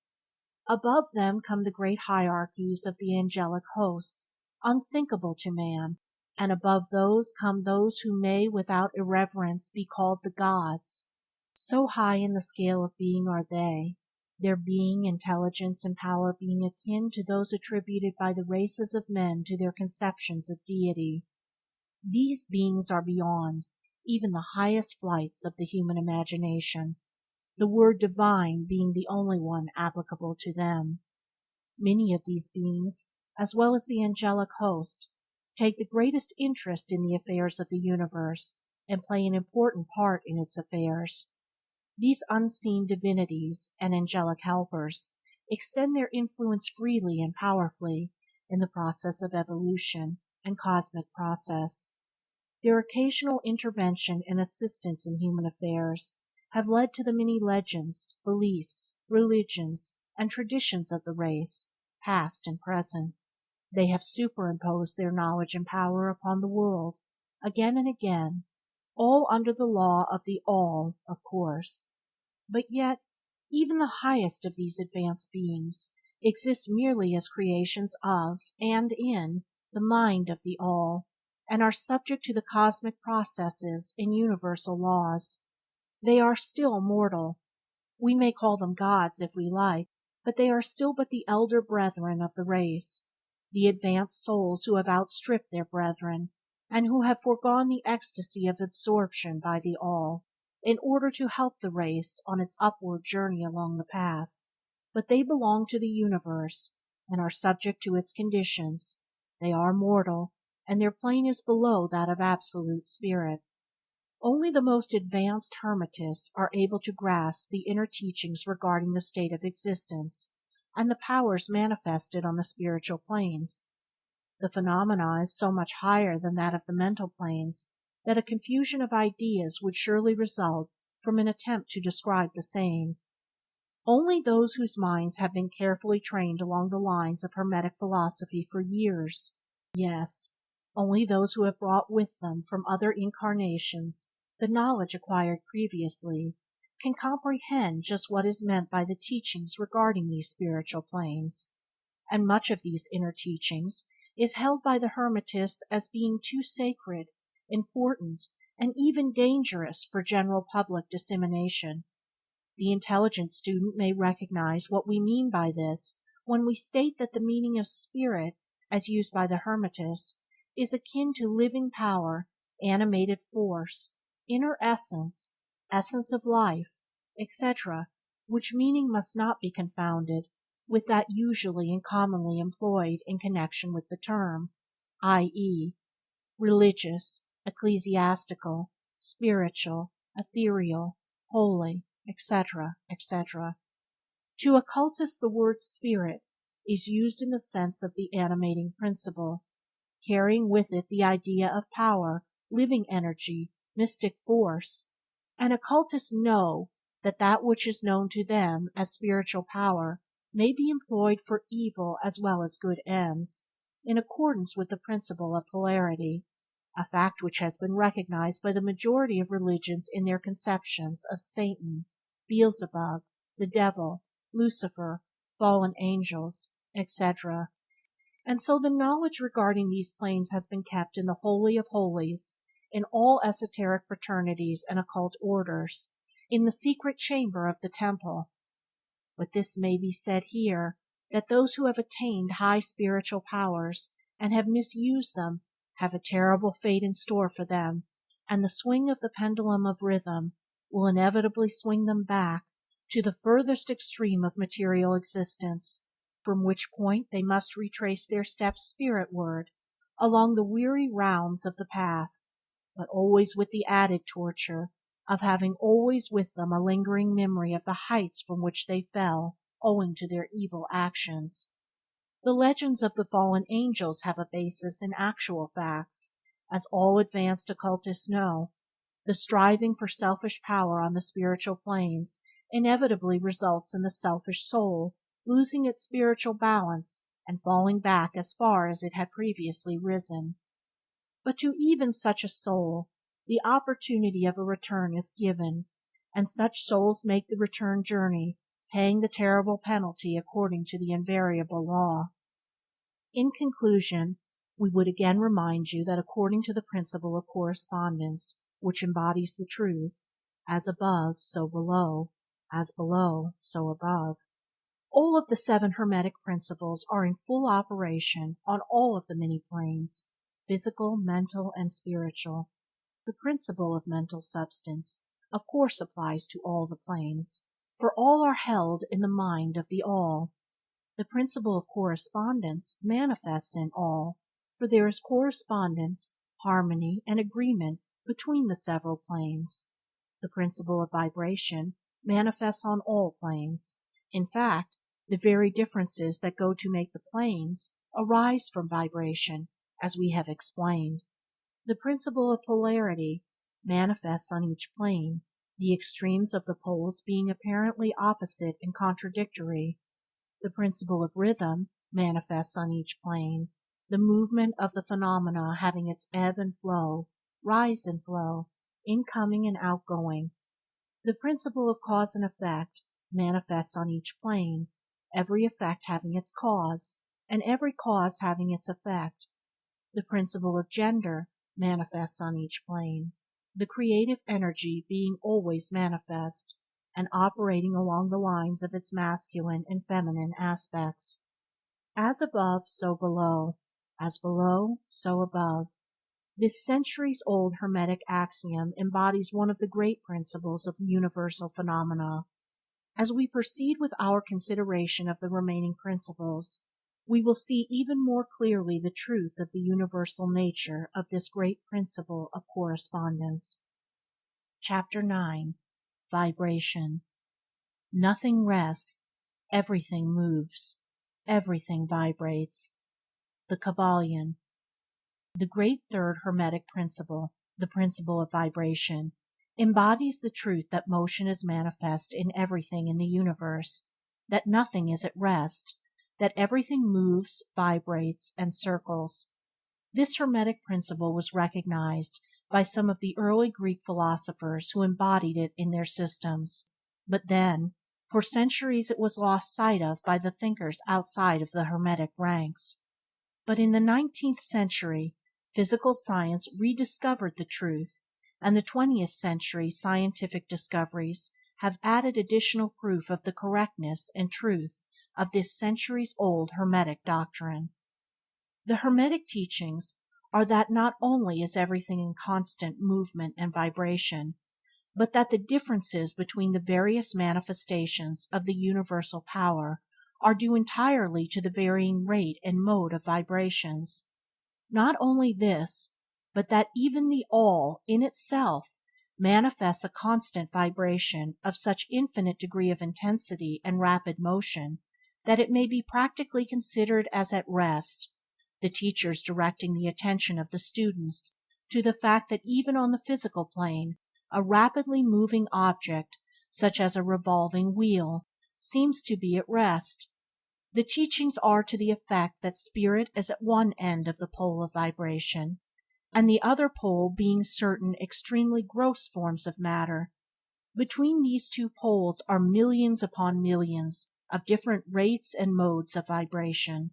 Modern science has proven that all that we call matter and energy are but modes of vibratory motion, and some of the more advanced scientists are rapidly moving toward the positions of the occultists, who hold that the phenomena of mind are likewise modes of vibration or motion. Let us see what science has to say regarding the question of vibrations in matter and energy. In the first place, science teaches that all matter manifests, in some degree, the vibrations arising from temperature or heat. Be an object cold or hot, both being but degrees of the same thing, it manifests certain heat vibrations, and in a sense is in motion and vibration. Then all particles of matter are in circular movement, from corpuscle to suns. The planets revolve around suns, and many of them turn on their axes. The suns move around greater central points, and these are believed to move around still greater, and so on, ad infinitum. The molecules of which the particular kinds of matter are composed are in a state of constant vibration and movement around each other and against each other. The molecules are composed of atoms, which likewise are in a state of constant movement and vibration. The atoms are composed of corpuscles, sometimes called electrons, ions, etc., which also are in a state of rapid motion, revolving around each other, and which manifest a very rapid state and mode of vibration. And so we see that all forms of matter manifest vibration, in accordance with the Hermetic principle of vibration. And so it is with various forms of energy. Science teaches that light, heat, magnetism, and electricity are but forms of vibratory motion connected in some way with, and probably emanating from the ether. Science does not as yet attempt to explain the nature of phenomena known as cohesion, which is the principle of molecular attraction, nor chemical affinity, which is the principle of atomic attraction, nor gravitation, the greatest mystery of the three, which is the principle of attraction by which every particle or mass of matter is bound to every other particle or mass. These three forms of energy are not as yet understood by science, yet the writers incline to the opinion that these too are manifestations of some form of vibratory energy, a fact which the Hermetists have held and taught for ages past. The universal ether, which is postulated by science without its nature being understood clearly, is held by the Hermetists to be but a higher manifestation of that which is erroneously called matter, that is to say, matter at a higher degree of vibration, and is called by them the ethereal substance.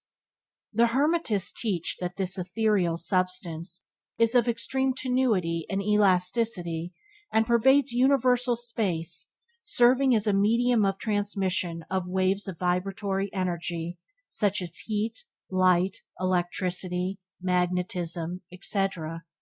The teachings are that the ethereal substance is a connecting link between the forces of vibratory energy known as matter on the one hand, and energy or force on the other, and also that it manifests a degree of vibration, in rate and mode, entirely its own. Scientists have offered the illustration of a rapidly moving wheel, top, or cylinder, to show the effects of increasing rates of vibration.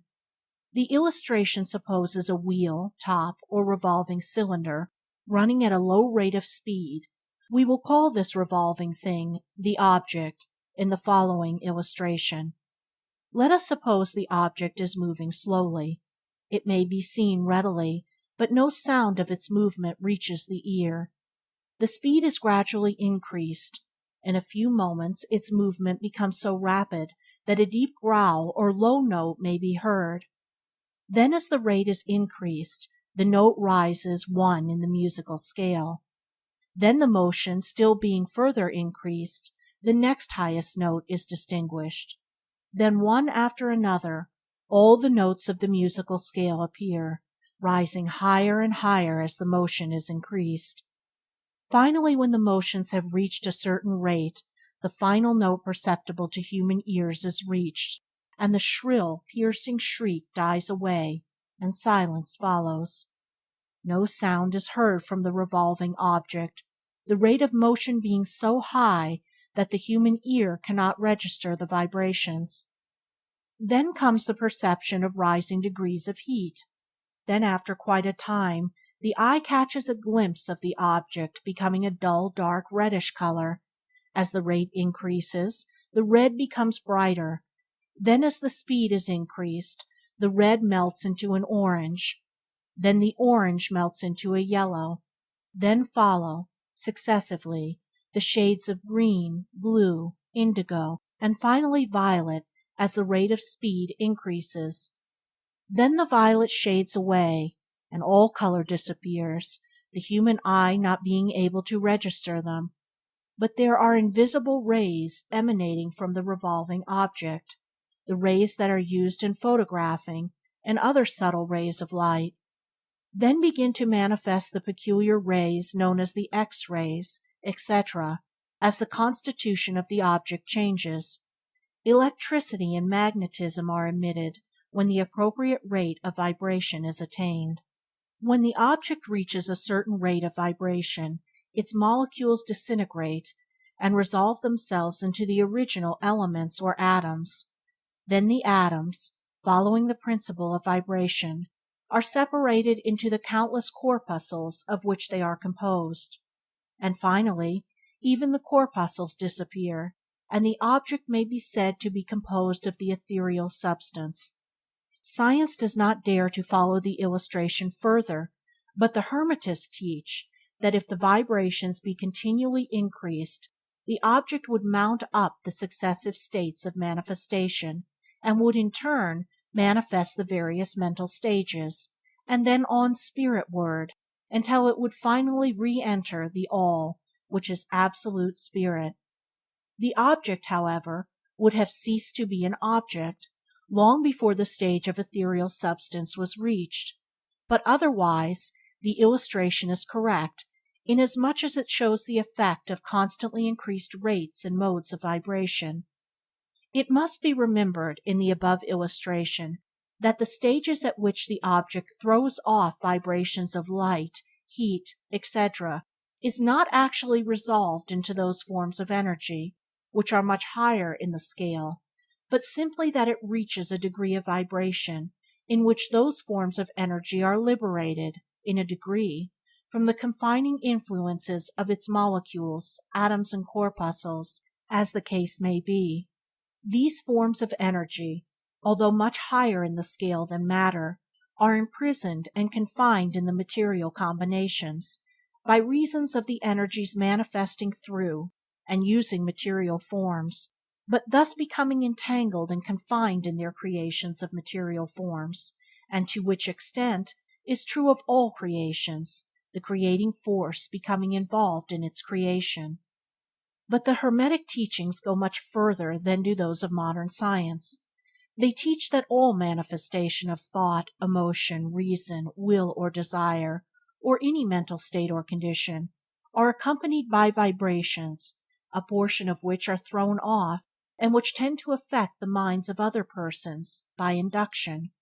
This is the principle which produces the phenomena of telepathy, mental influence, and other forms of the action and power of mind over mind, with which the general public is rapidly becoming acquainted, owing to the wide dissemination of occult knowledge by the various schools, cults, and teachers along these lines at this time. Every thought, emotion, or mental state has its corresponding rate and mode of vibration, and by an effort of the will of the person, or of other persons, these mental states may be reproduced, just as a musical tone may be reproduced by causing an instrument to vibrate at a certain rate, just as a color may be reproduced in the same way. By a knowledge of the principle of vibration, as applied to mental phenomena, one may polarize his mind at any degree he wishes, thus gaining a perfect control over his mental states, moods, etc. In the same way he may affect the minds of others, producing the desired mental states in them. In short, he may be able to produce on the mental plane that which science produces on the physical plane, namely, vibrations at will. This power, of course, may be acquired only by the proper instruction, exercises, practice, etc., the science being that of mental transmutation, one of the branches of the Hermetic art. A little reflection on what we have said will show the student that the principle of vibration underlies the wonderful phenomena of the power manifested by the masters and adepts, who are able to apparently set aside the laws of nature, but who, in reality, are simply using one law against another, one principle against others, and who accomplish their results by changing the vibrations of material objects or forms of energy, and thus perform what are commonly called miracles. As one of the old Hermetic writers has truly said, "He who understands the principle of vibration has grasped the scepter of power." Chapter 10. Polarity. Everything is dual. Everything has poles. Everything has its pair of opposites. Like and unlike are the same. Opposites are identical in nature, but different in degree. Extremes meet. All truths are but half-truths. All paradoxes may be reconciled. The Kybalion. The great fourth Hermetic principle, the principle of polarity, embodies the truth that all manifested things have two sides, two aspects, two poles, a pair of opposites, with manifold degrees between the two extremes. The old paradoxes, which have ever perplexed the mind of men, are explained by an understanding of this principle. Man has always recognized something akin to this principle, and has endeavored to express it by such sayings, maxims, and aphorisms as the following: Everything is and isn't at the same time. All truths are but half-truths. Every truth is half false. There are two sides to everything. There is a reverse side to every shield, etc.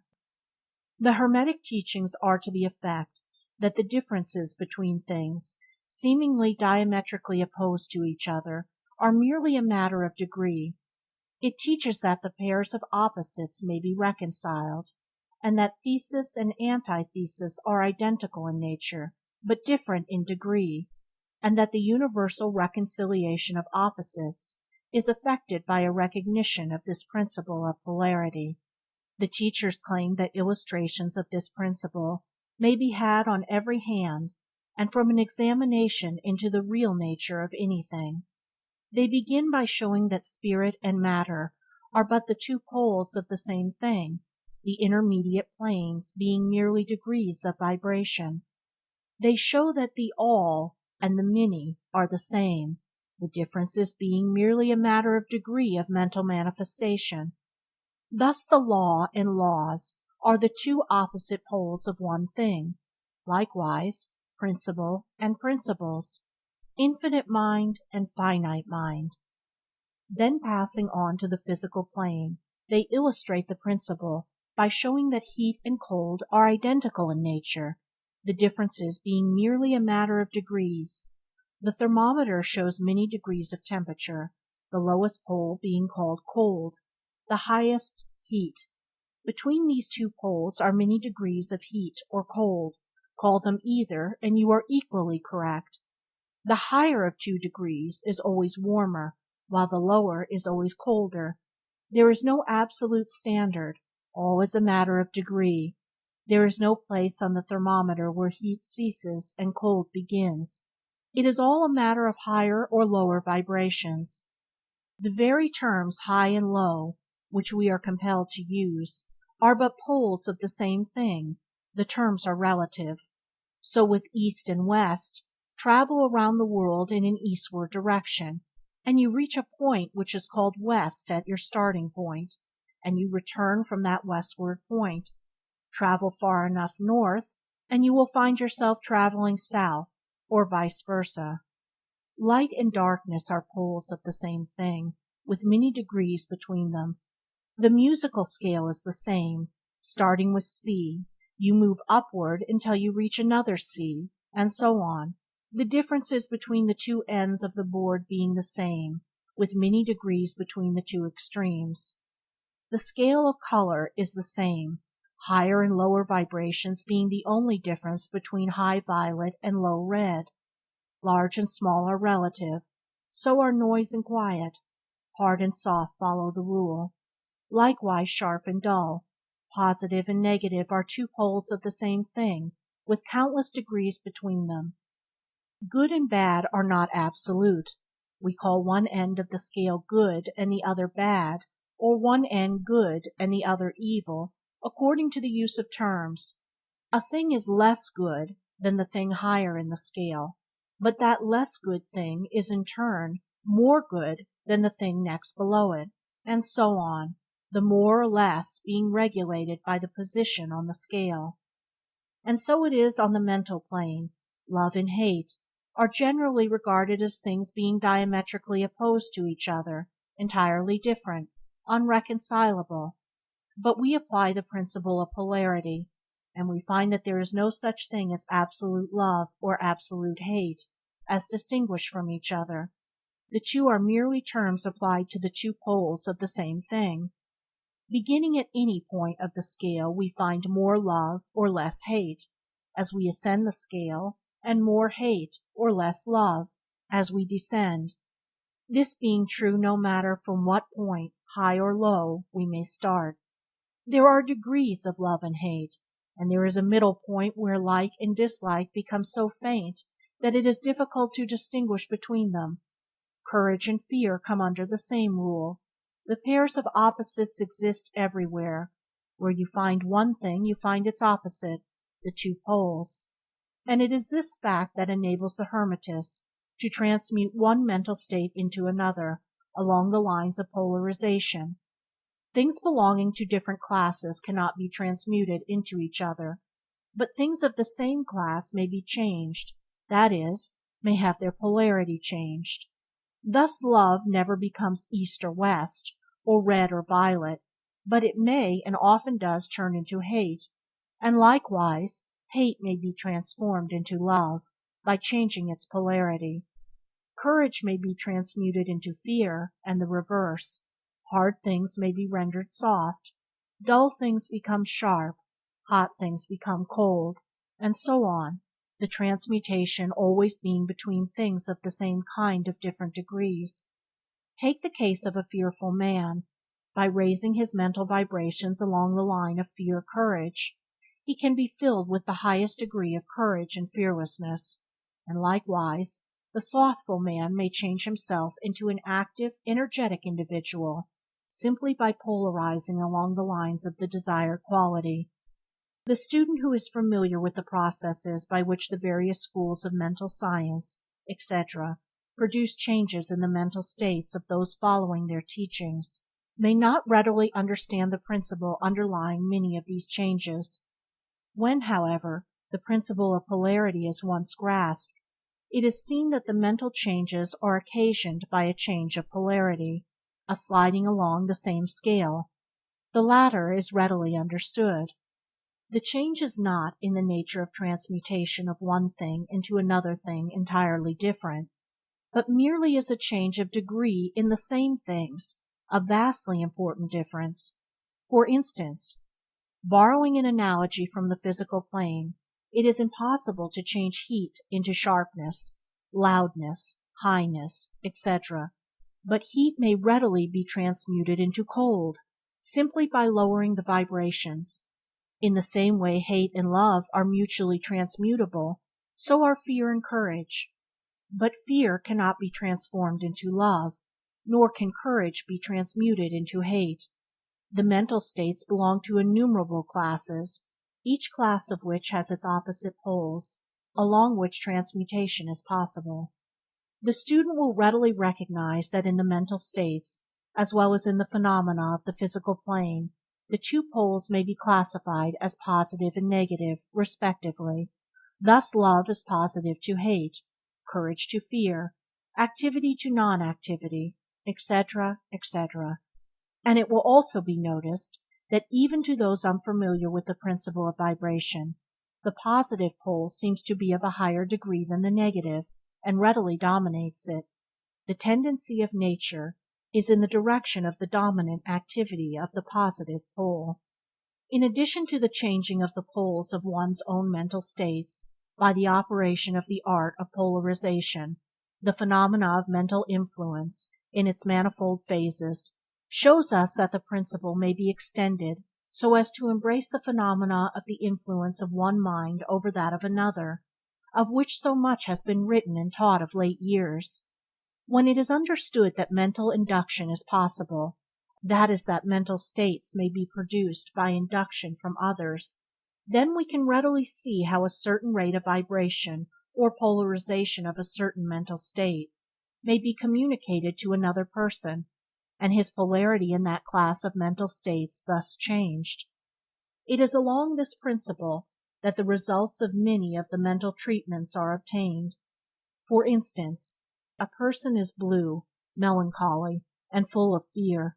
A mental scientist, bringing his own mind up to the desired vibration by his trained will, and thus obtaining the desired polarization in his own case, then produces a similar mental state in the other by induction, the result being that the vibrations are raised, and the person polarizes towards the positive end of the scale instead of toward the negative, and his fear and other negative emotions are transmuted to courage and other positive mental states.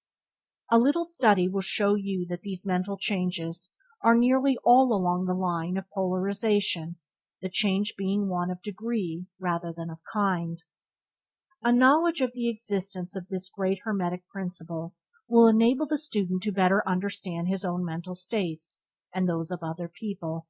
He will see that these states are all matters of degree, and seeing thus, he will be able to raise or lower the vibration at will, to change his mental poles, and thus be master of his mental states, instead of being their servant and slave.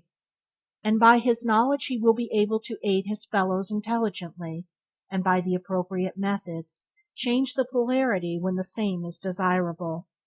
We advise all students to familiarize themselves with this principle of polarity, for a correct understanding of the same will throw light on many different subjects. Chapter 11. Rhythm. Everything flows out and in. Everything has its tides. All things rise and fall. The pendulum swing manifests in everything. The measure of the swing to the right is the measure of the swing to the left. Rhythm compensates. The Kybalion. The great fifth Hermetic principle, the principle of rhythm, embodies the truth that in everything there is manifested a measured motion, a to and from movement, a flow and inflow, a swing forward and backward, a pendulum-like movement, a tide-like ebb and flow, a high tide and a low tide, between the two poles manifest on the physical, mental, or spiritual planes. The principle of rhythm is closely connected with the principle of polarity, described in the preceding chapter. Rhythm manifests between the two poles established by the principle of polarity. This does not mean, however, that the pendulum of rhythm swings to the extreme poles, for this rarely happens. In fact, it is difficult to establish the extreme polar opposites in the majority of cases, but the swing is ever toward first one pole and then the other.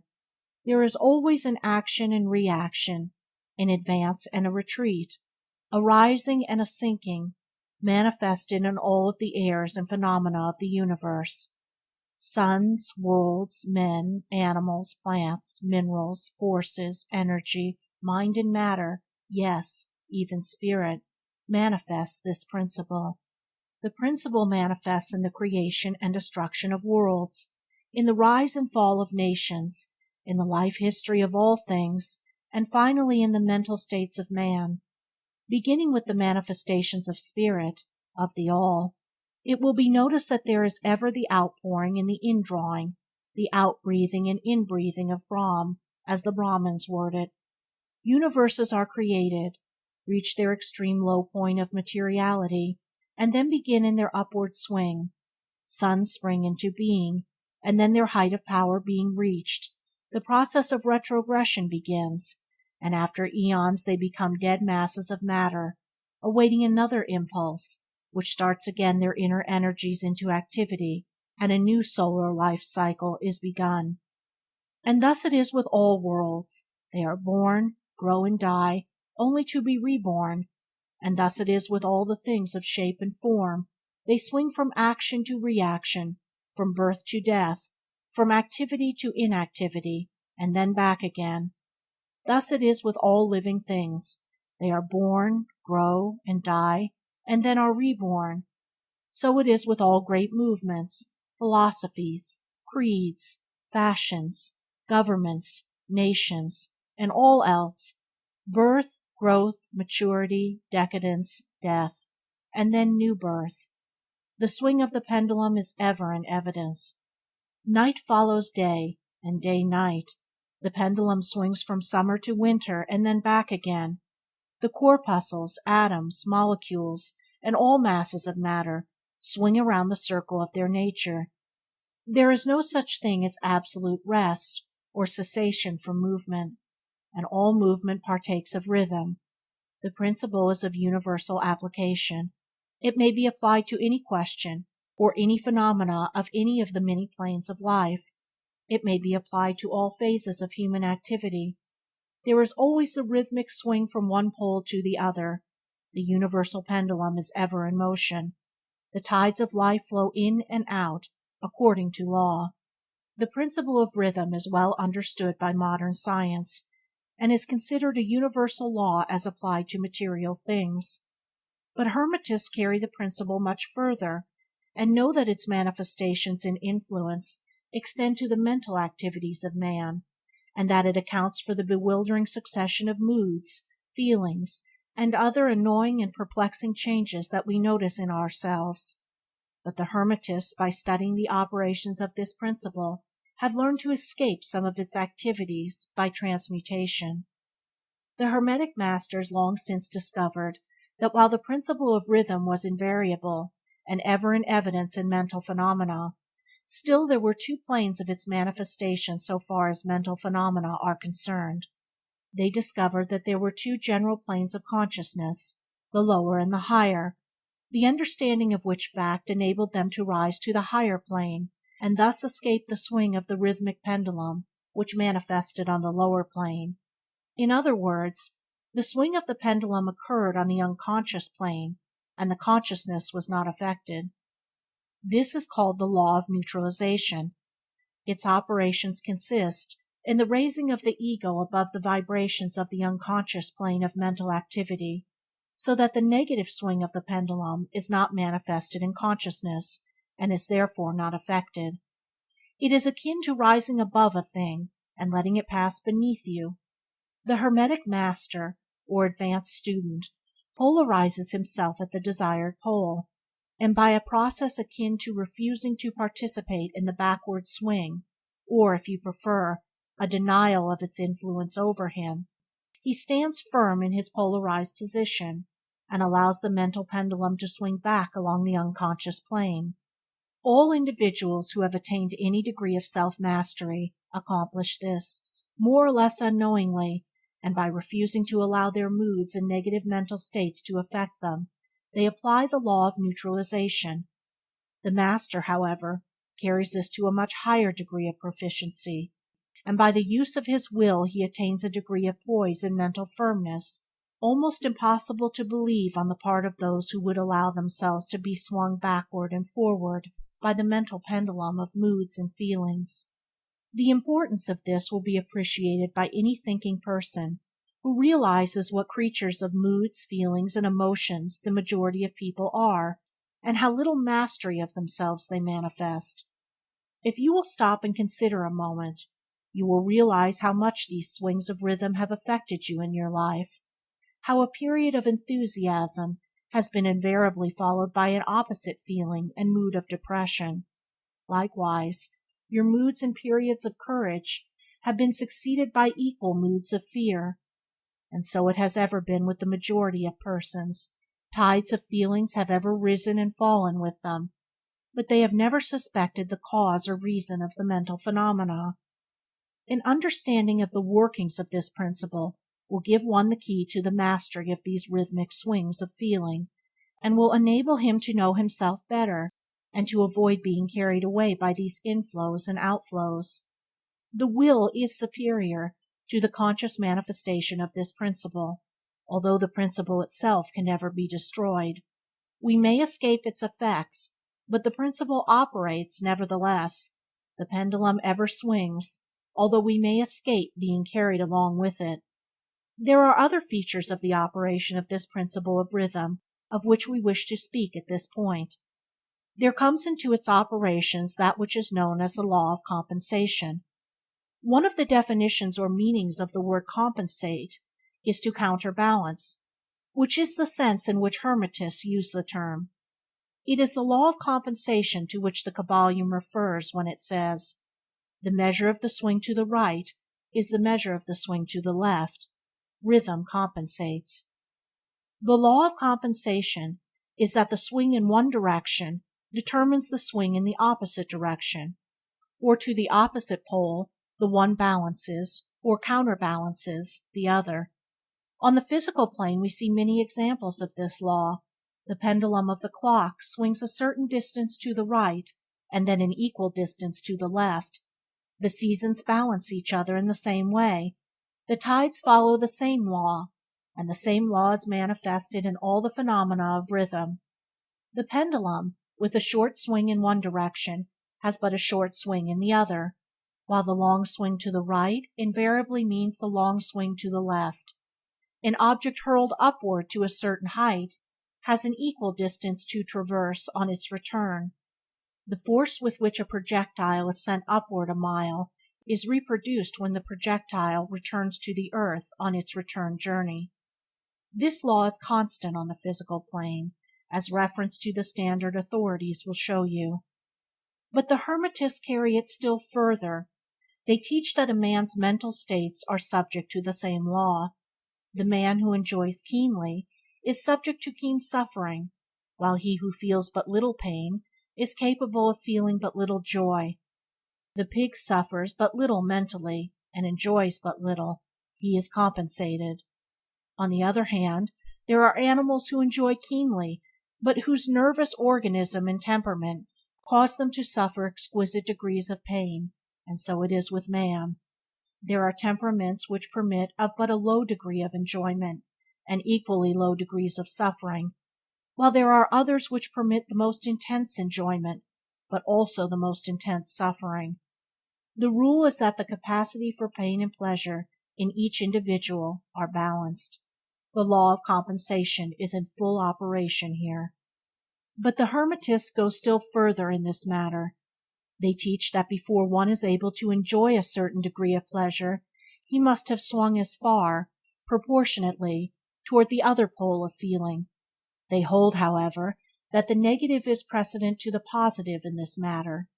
That is to say, that in experiencing a certain degree of pleasure, it does not follow that he will have to pay up for it with a corresponding degree of pain. On the contrary, the pleasure is the rhythmic swing, according to the law of compensation, for a degree of pain previously experienced either in the present life or in a previous incarnation. This throws a new light on the problem of pain.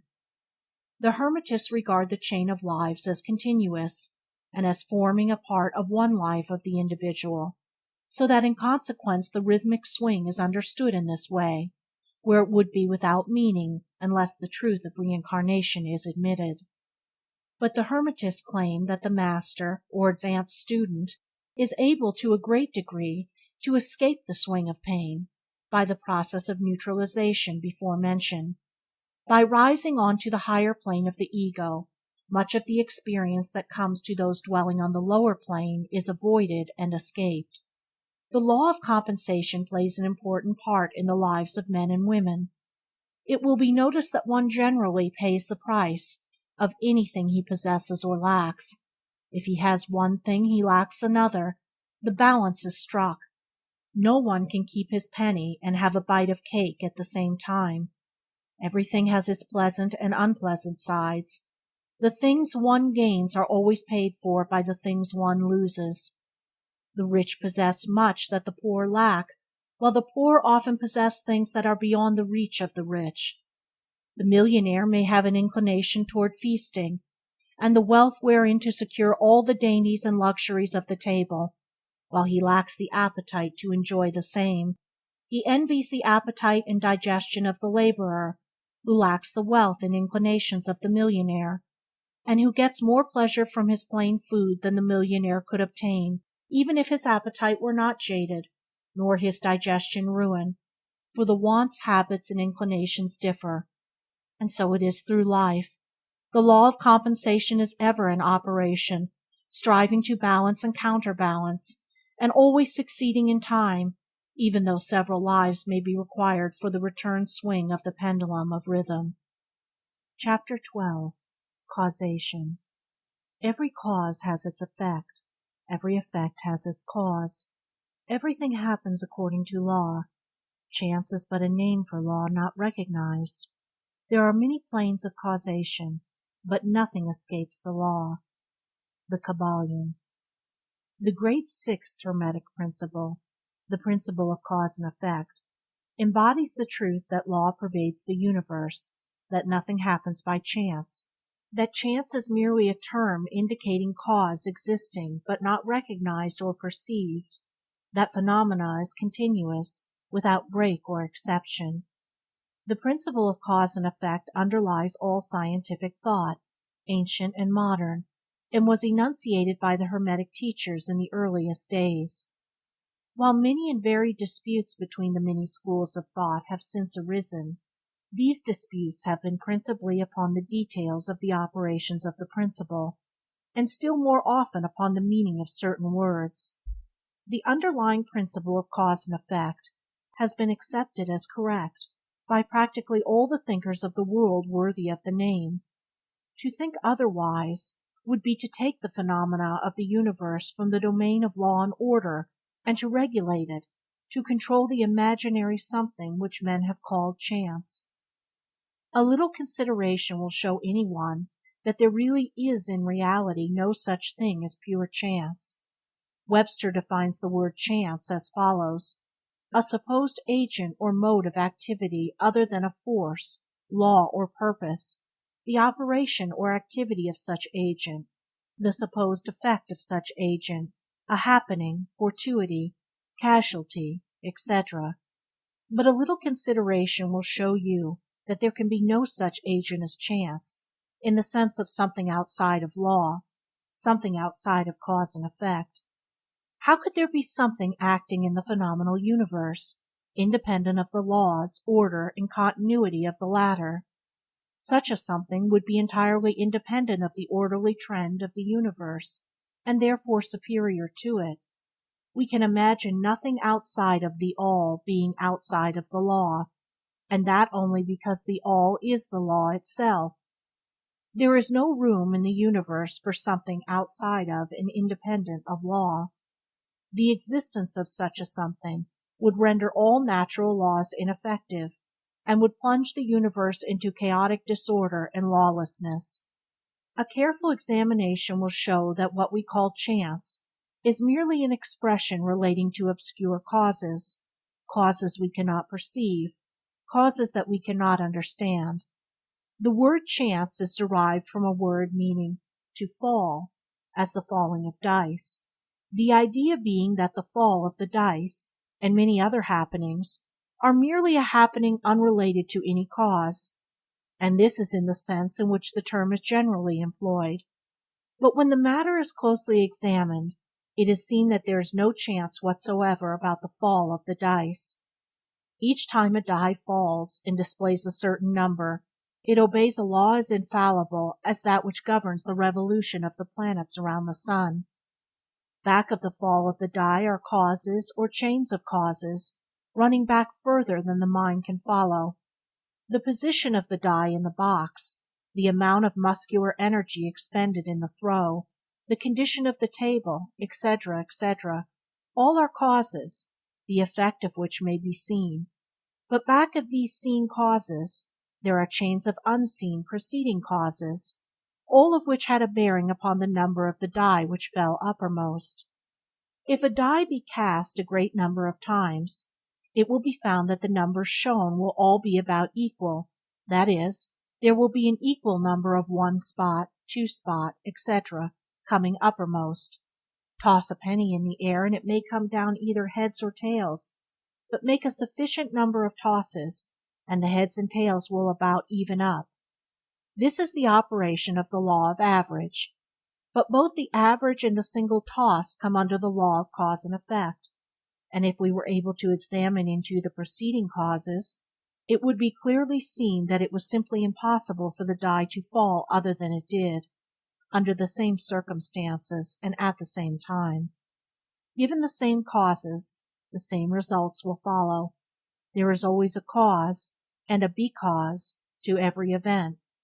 Nothing ever happens without a cause, or rather a chain of causes. Some confusion has arisen in the minds of persons considering this principle, from the fact that they were unable to explain how one thing could cause another thing, that is, be the creator of the second thing. As a matter of fact, no thing ever causes or creates another thing. Cause and effect deals merely with events. An event is that which comes, arrives, or happens as a result or consequence of some preceding event. No event creates another event, but is merely a preceding link in the great orderly chain of events flowing from the creative energy of the All. There is a continuity between all events precedent, consequent, and subconsequent. There is a relation existing between everything that has gone before and everything that follows. A stone is dislodged from a mountainside and crashes through a roof of a cottage in the valley below. At first sight we regard this as a chance effect, but when we examine the matter, we find a great chain of causes behind it. In the first place, there was the rain which softened the earth supporting the stone and which allowed it to fall. Then back of that was the influence of the sun, other rains, etc., which gradually disintegrated the piece of rock from a larger piece. Then there were the causes which led to the formation of the mountain, and its upheaval by convolutions of nature, and so on ad infinitum. Then we might follow up the causes behind the rain, etc. Then we might consider the existence of the roof. In short, we would soon find ourselves involved in a mesh of cause and effect, from which we would soon strive to extricate ourselves.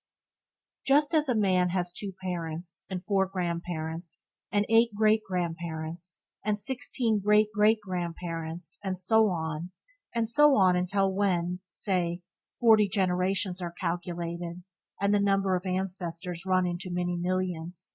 So it is with the number of causes behind even the most trifling event or phenomena, such as the passage of a tiny speck of soot before your eye. It is not an easy matter to trace the bit of soot back to the early period of the world's history, when it formed a part of a massive tree trunk, which was afterward converted into coal, and so on, until the speck of soot now passes before your vision on its way to other adventures. And a mighty chain of events, causes and effects, brought it to its present condition, and the latter is but one of the chain of events which will go on to produce other events hundreds of years from now. One of the series of events arising from the tiny bit of soot was the writing of these lines, which caused the typesetter to perform certain work, the proofreader to do likewise, and which will arouse certain thoughts in your mind and that of others, which will in turn affect others, and so on and on and on, beyond the ability of man to think further, and all from the passage of a tiny bit of soot, all of which shows the relativity and association of things, and the further fact that there is no great, there is no small, in the mind that causeth all.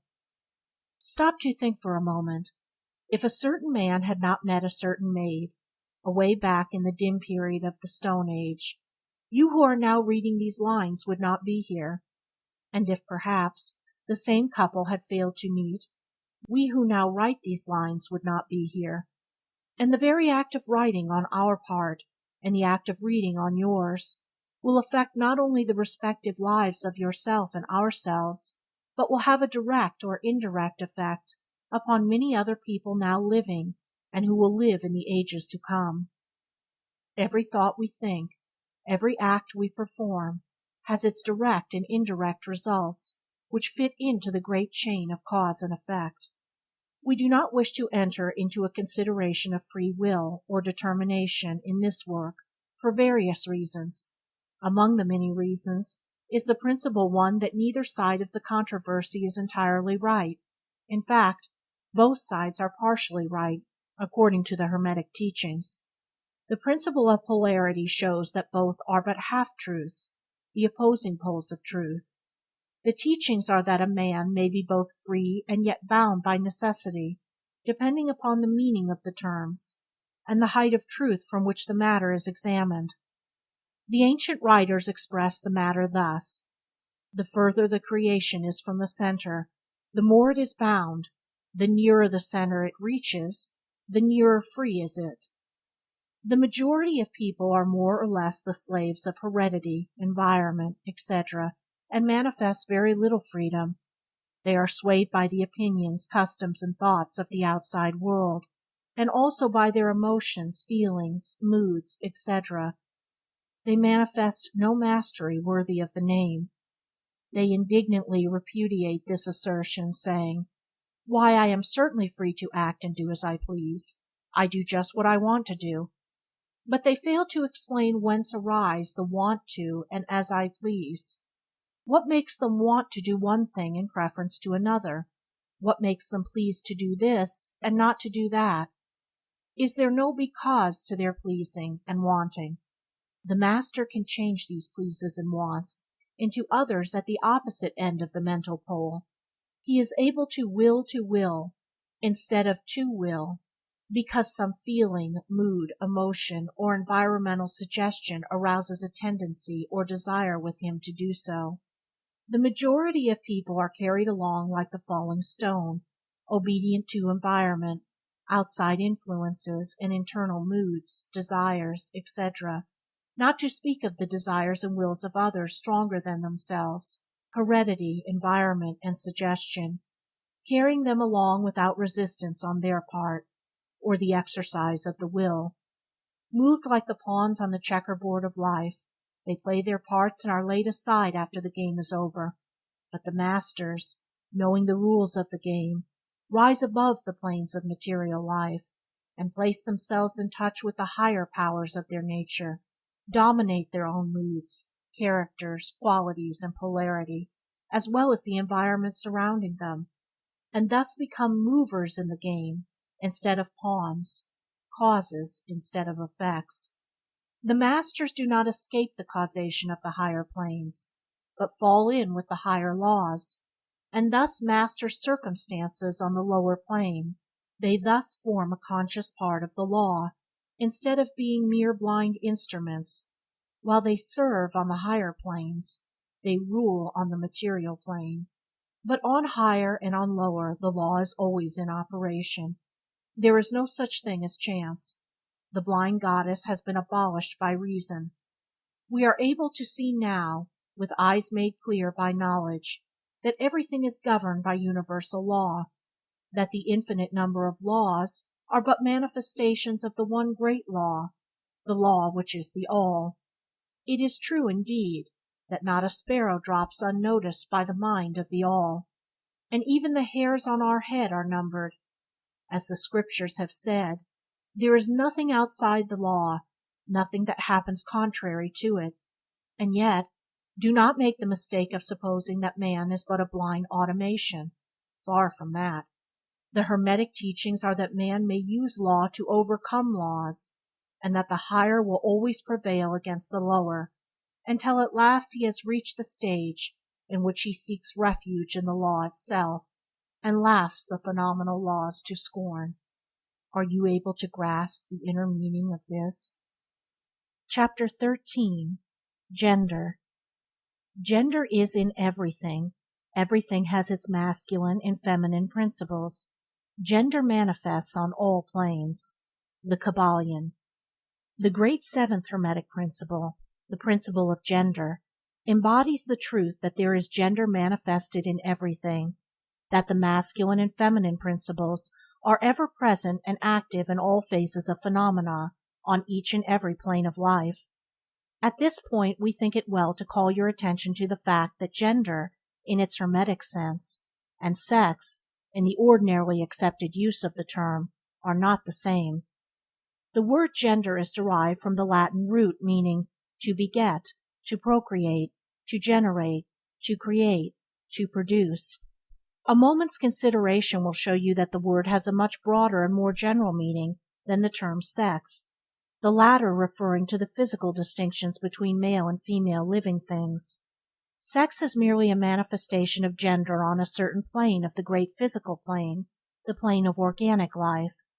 We wish to impress this distinction upon your minds, for the reason that certain writers, who have acquired a smattering of the Hermetic philosophy, have sought to identify this seventh Hermetic principle with wild and fanciful, and often reprehensible, theories and teachings regarding sex.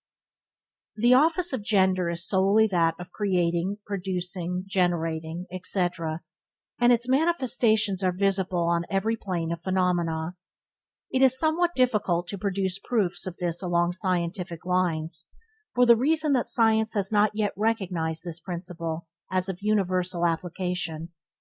But still some proofs are forthcoming from scientific sources.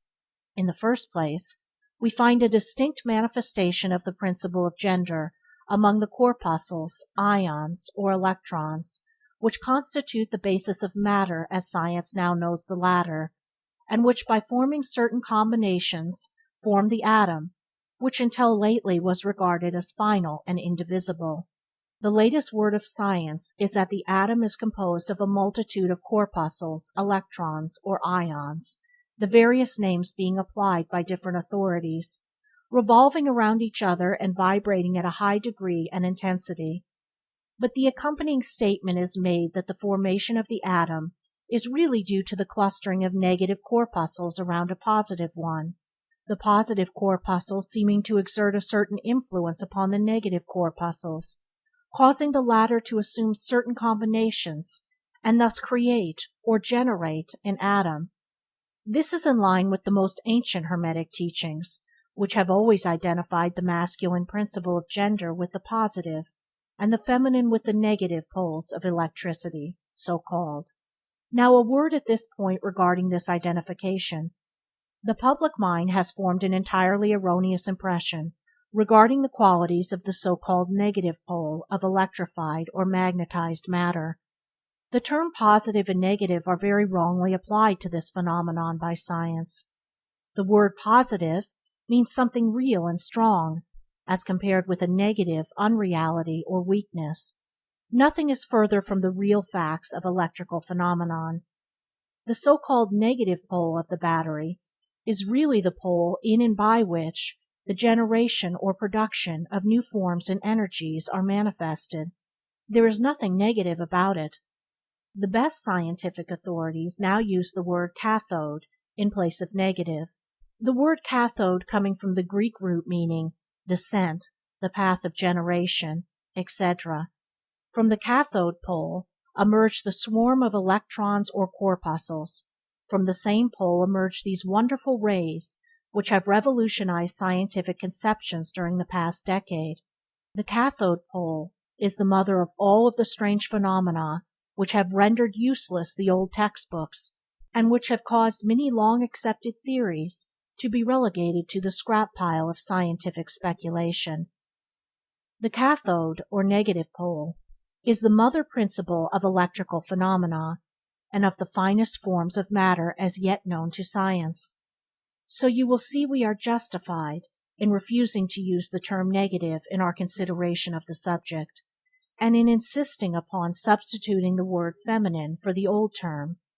The facts of the case bear us out in this, without taking the Hermetic teachings into consideration, and so we shall use the word feminine in place of negative in speaking of that pole of activity. The latest scientific teachings are that the creative corpuscles, or electrons, are feminine. Science says they are composed of negative electricity. We say they are composed of feminine energy.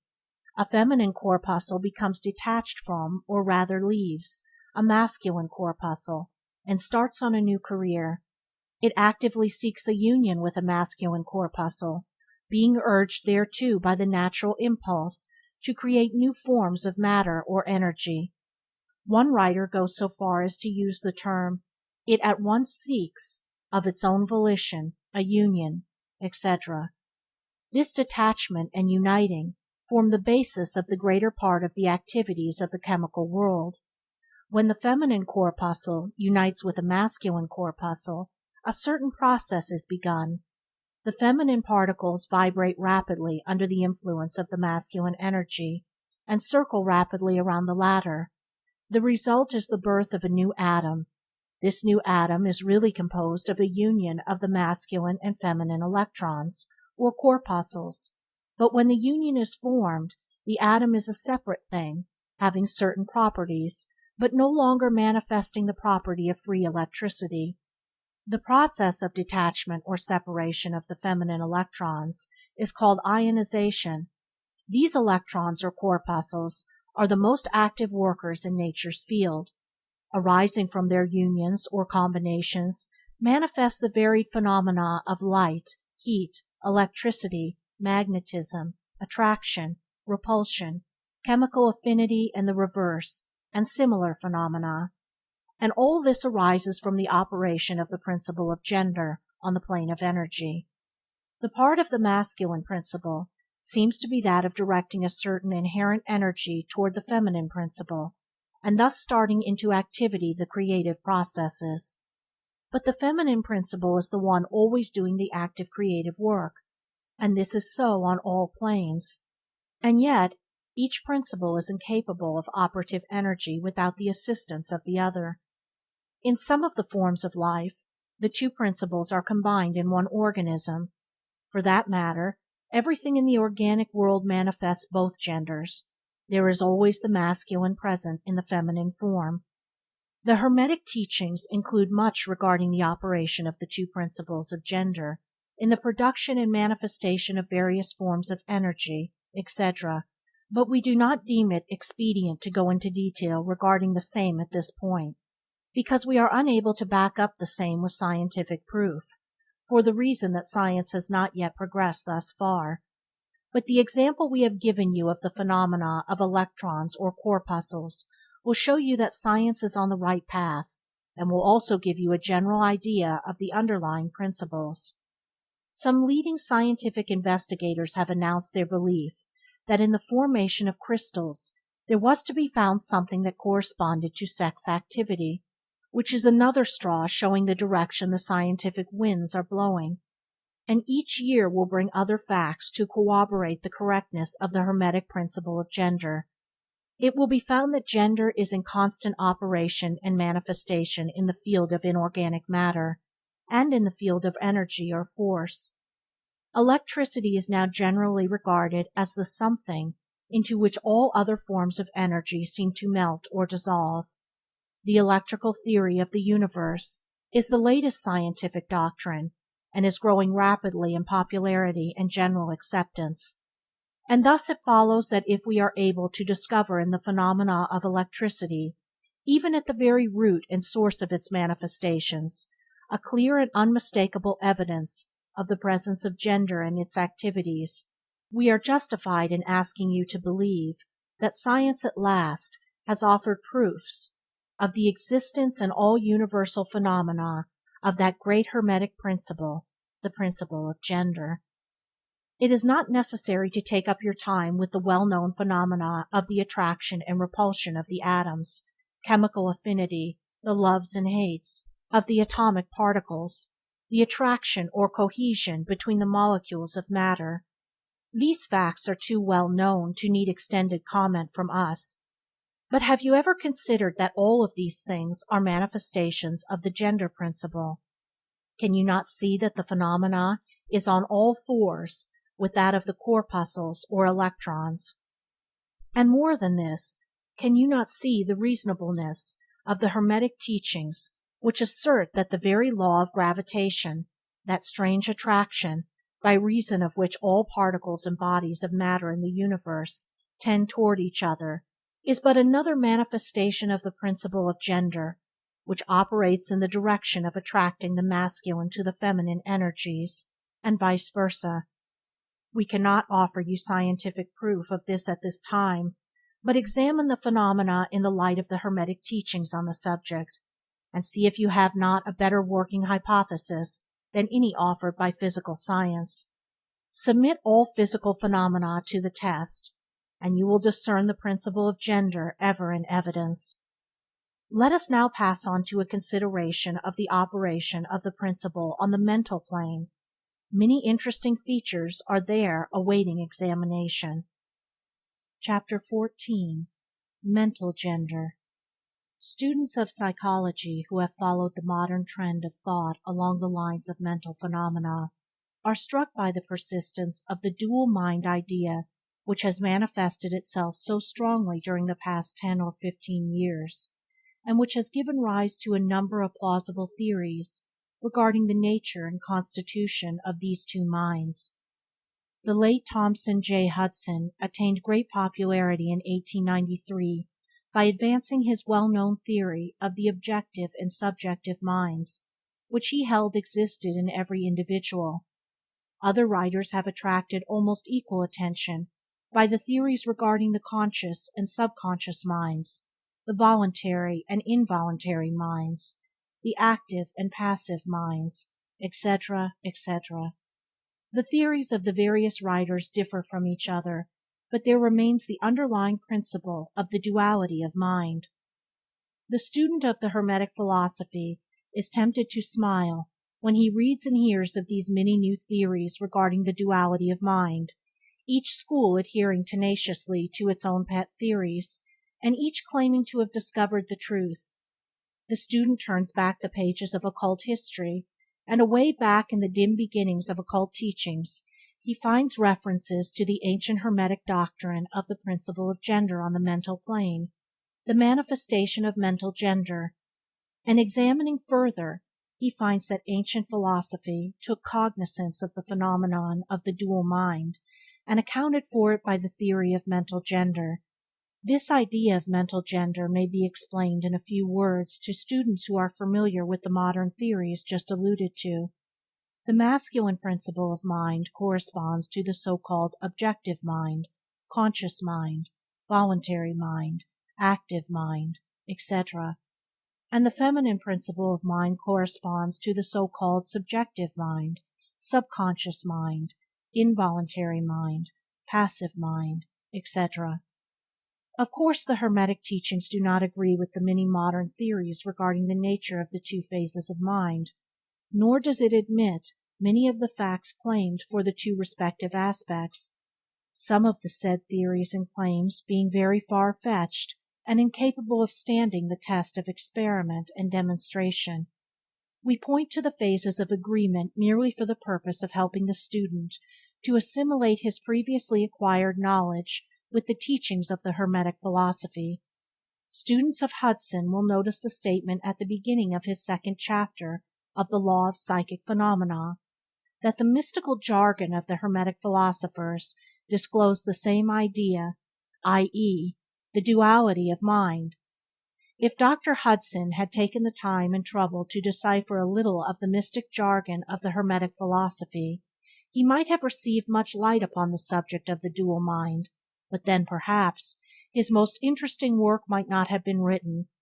Let us now consider the Hermetic teachings regarding mental gender. The Hermetic teachers impart their instruction regarding this subject by bidding their students examine the report of their consciousness regarding their self. The students are bidden to turn their attention inward upon the self dwelling within each. Each student is led to see that his consciousness gives him first a report of the existence of his self. The report is, I am. This at first seems to be the final words from the consciousness, but a little further examination discloses the fact that this I am may be separated or split into two distinct parts or aspects, which while working in unison and in conjunction, yet nevertheless may be separated in consciousness. While at first there seems to only be an I existing, a more careful and closer examination reveals the fact that there exists an I and a me. These mental twins differ in characteristics and nature, and an examination of their nature and phenomena arising from the same will throw much light upon the many problems of mental influence. Let us begin with a consideration of the me, which is usually mistaken for the I by the student, until he presses the inquiry a little further back into the recesses of consciousness. A man thinks of his self, in its aspect of me, as being composed of certain feelings, tastes, likes, dislikes, habits, peculiar ties, characteristics, etc., all of which go to make up his personality, or the self known to himself and others. He knows that these emotions and feelings change, are born and die away, are subject to the principle of rhythm, the principle of polarity, which take him from one extreme of feeling to another. He also thinks of the me as being certain knowledge gathered together in his mind, and thus forming a part of himself. This is the me of a man. But we have proceeded too hastily. The me of many men may be said to consist largely of their consciousness of the body and their physical appetites, etc. Their consciousness being largely bound up with their bodily nature, they practically live there. Some men even go so far as to regard their personal apparel as part of their me, and actually seem to consider it as part of themselves. A writer has humorously said that men consist of three parts: soul, body, and clothes. These clothes-conscious people would lose their personality if divested of their clothing by savages upon the occasion of a shipwreck. But even many who are not so closely bound up with the idea of personal raiment stick closely to the consciousness of their bodies being their me.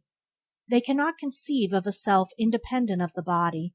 Their mind seems to them to be practically a something belonging to their body, which in many cases it is indeed. But as man rises in the scale of consciousness, he is able to disentangle his me from his idea of body, and is able to think of his body as belonging to the mental part of him. But even then, he is very apt to identify the me entirely with the mental states, feelings, etc., which he feels to exist within him. He is very apt to consider these internal states as identical with himself, instead of their being simply things produced by some part of his mentality, and existing within him, of him, and in him, but still not himself. He sees that he may change these internal states of feelings by all effort of will, and that he may produce a feeling or state of an exactly opposite nature in the same way, and yet the same me exists. And so after a while he is able to set aside these various mental states, emotions, feelings, habits, qualities, characteristics, and other personal mental belongings. He is able to set them aside in the not me collection of curiosities and encumbrances, as well as valuable possessions. This requires much mental concentration and power of mental analysis on the part of the student. But still the task is possible for the advanced student, and even those not so far advanced are able to see, in the imagination, how the process may be performed. After these laying aside processes have been performed, the student will find himself in conscious possession of a self which may be considered in its I and me dual aspects. The me will be felt to be something mental, in which thoughts, ideas, emotions, feelings, and other mental states may be produced. It may be considered as the mental womb, as the ancients styled it, capable of generating mental offspring. It reports to the consciousness as a me, with latent powers of creation and generation of mental progeny of all sorts and kinds. Its powers of creative energy are felt to be enormous, but still it seems to be conscious that it must receive some form of energy from either its eye companion or else from some other eye ere it is able to bring into being its mental creations. This consciousness brings with it a realization of an enormous capacity for mental work and creative ability. But the student soon finds that this is not all that he finds within his inner consciousness. He finds that there exists a mental something which is able to will that the me act along creative certain lines, and which is also able to stand aside and witness the mental creation. This part of him he is taught to call his I. He is able to rest in its consciousness at will. He finds there not a consciousness of an ability to generate and actively create, in the sense of the gradual processes attendant upon mental operations, but rather a sense and consciousness of an ability to project an energy from the I to the me, a process of willing that the mental creation begin and proceed. He also finds that the I is able to stand aside and witness the operation of the me's mental creation and generation.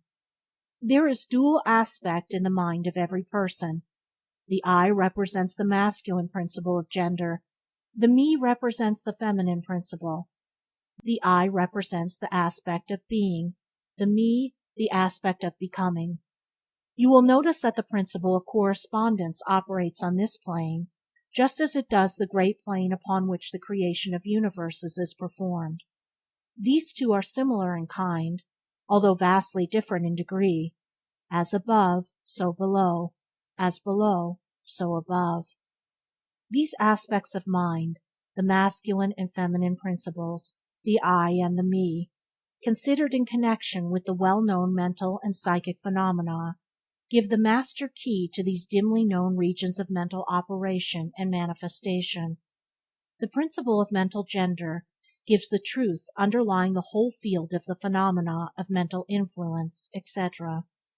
The tendency of the feminine principle is always in the direction of receiving impressions, while the tendency of the masculine principle is always in the direction of giving out or expressing. The feminine principle has a much more varied field of operation than has the masculine principle. The feminine principle conducts the work of generating new thoughts, concepts, ideas, including the work of the imagination.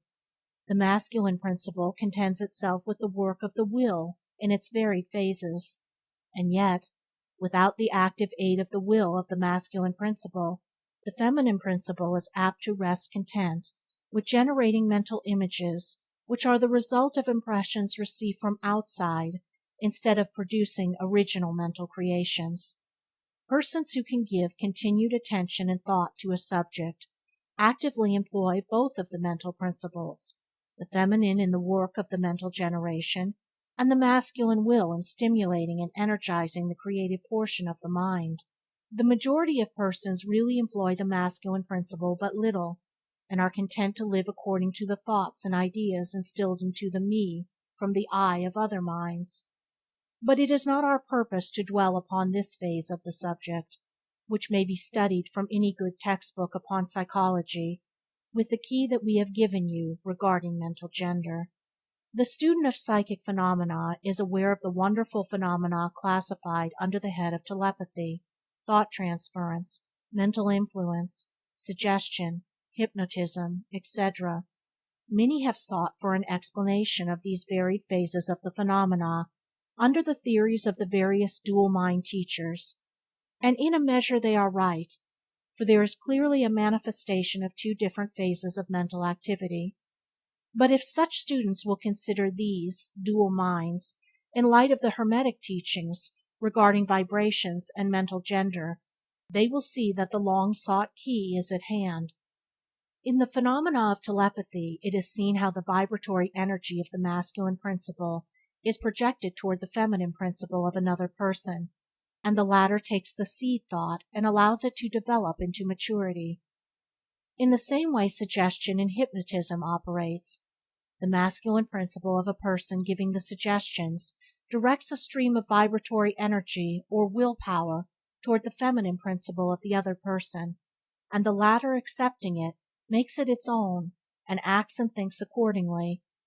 An idea thus lodged in the mind of another person grows and develops, and in time is regarded as the rightful mental offspring of the individual, where it is in reality like the cuckoo egg placed in the sparrow's nest, where it destroys the rightful offspring and makes itself at home.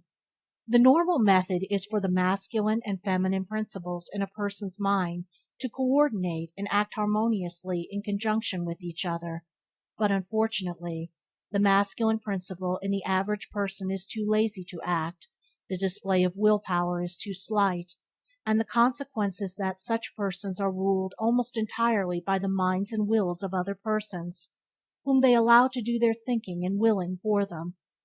How few original thoughts or actions are performed by the average person!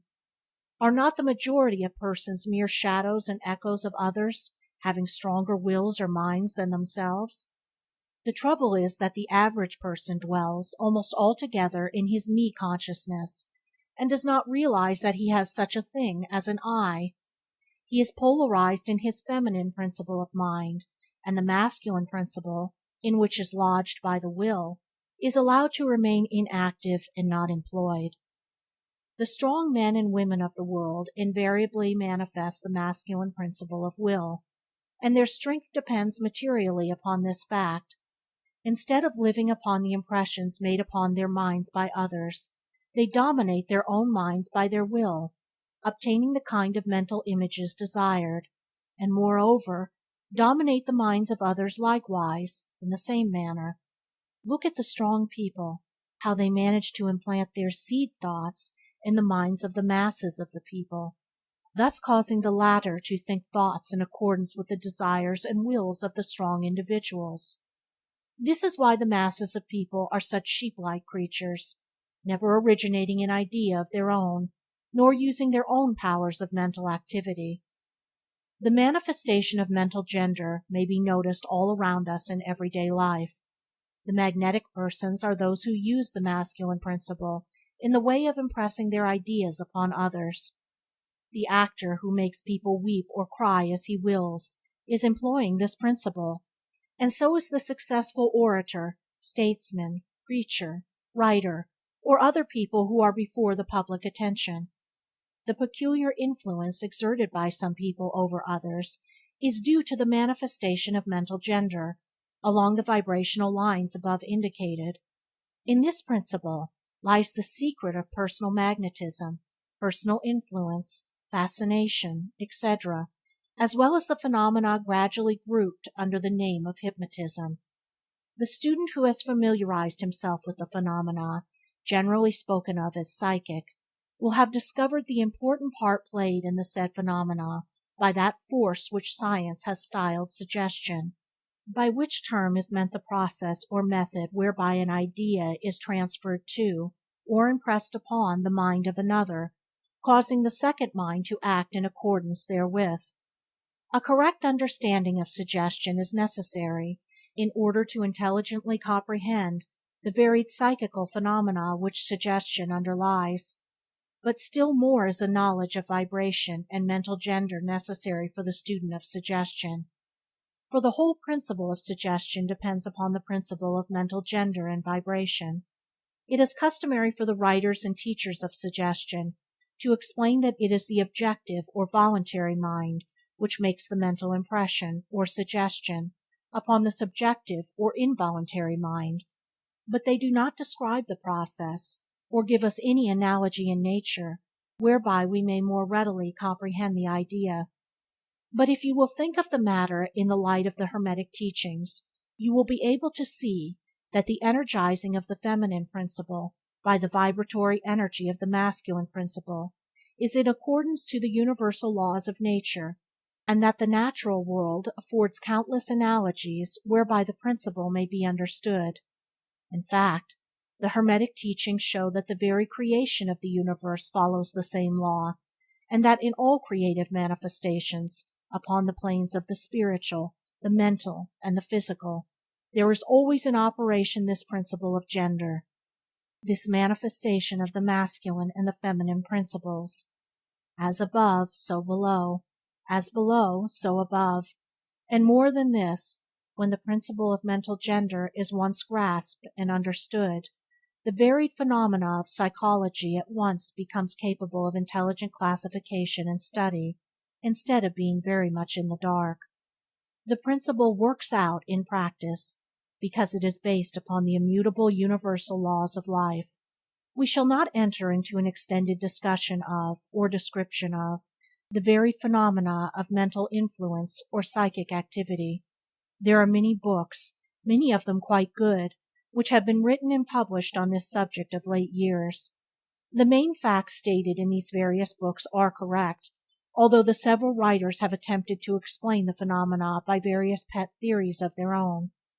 The student may acquaint himself with these matters, and by using the theory of mental gender he will be able to bring order out of the chaos of conflicting theory and teachings, and may, moreover, readily make himself a master of the subject if he be so inclined. The purpose of this work is not to give an extended account of psychic phenomena, but rather to give the student a master key whereby he may unlock the many doors leading into the parts of the temple of knowledge which he may wish to explore. We feel that this is in consideration of the teachings of the Kybalion. One may find an explanation which will serve to clear away many perplexing difficulties, a key that will unlock many doors.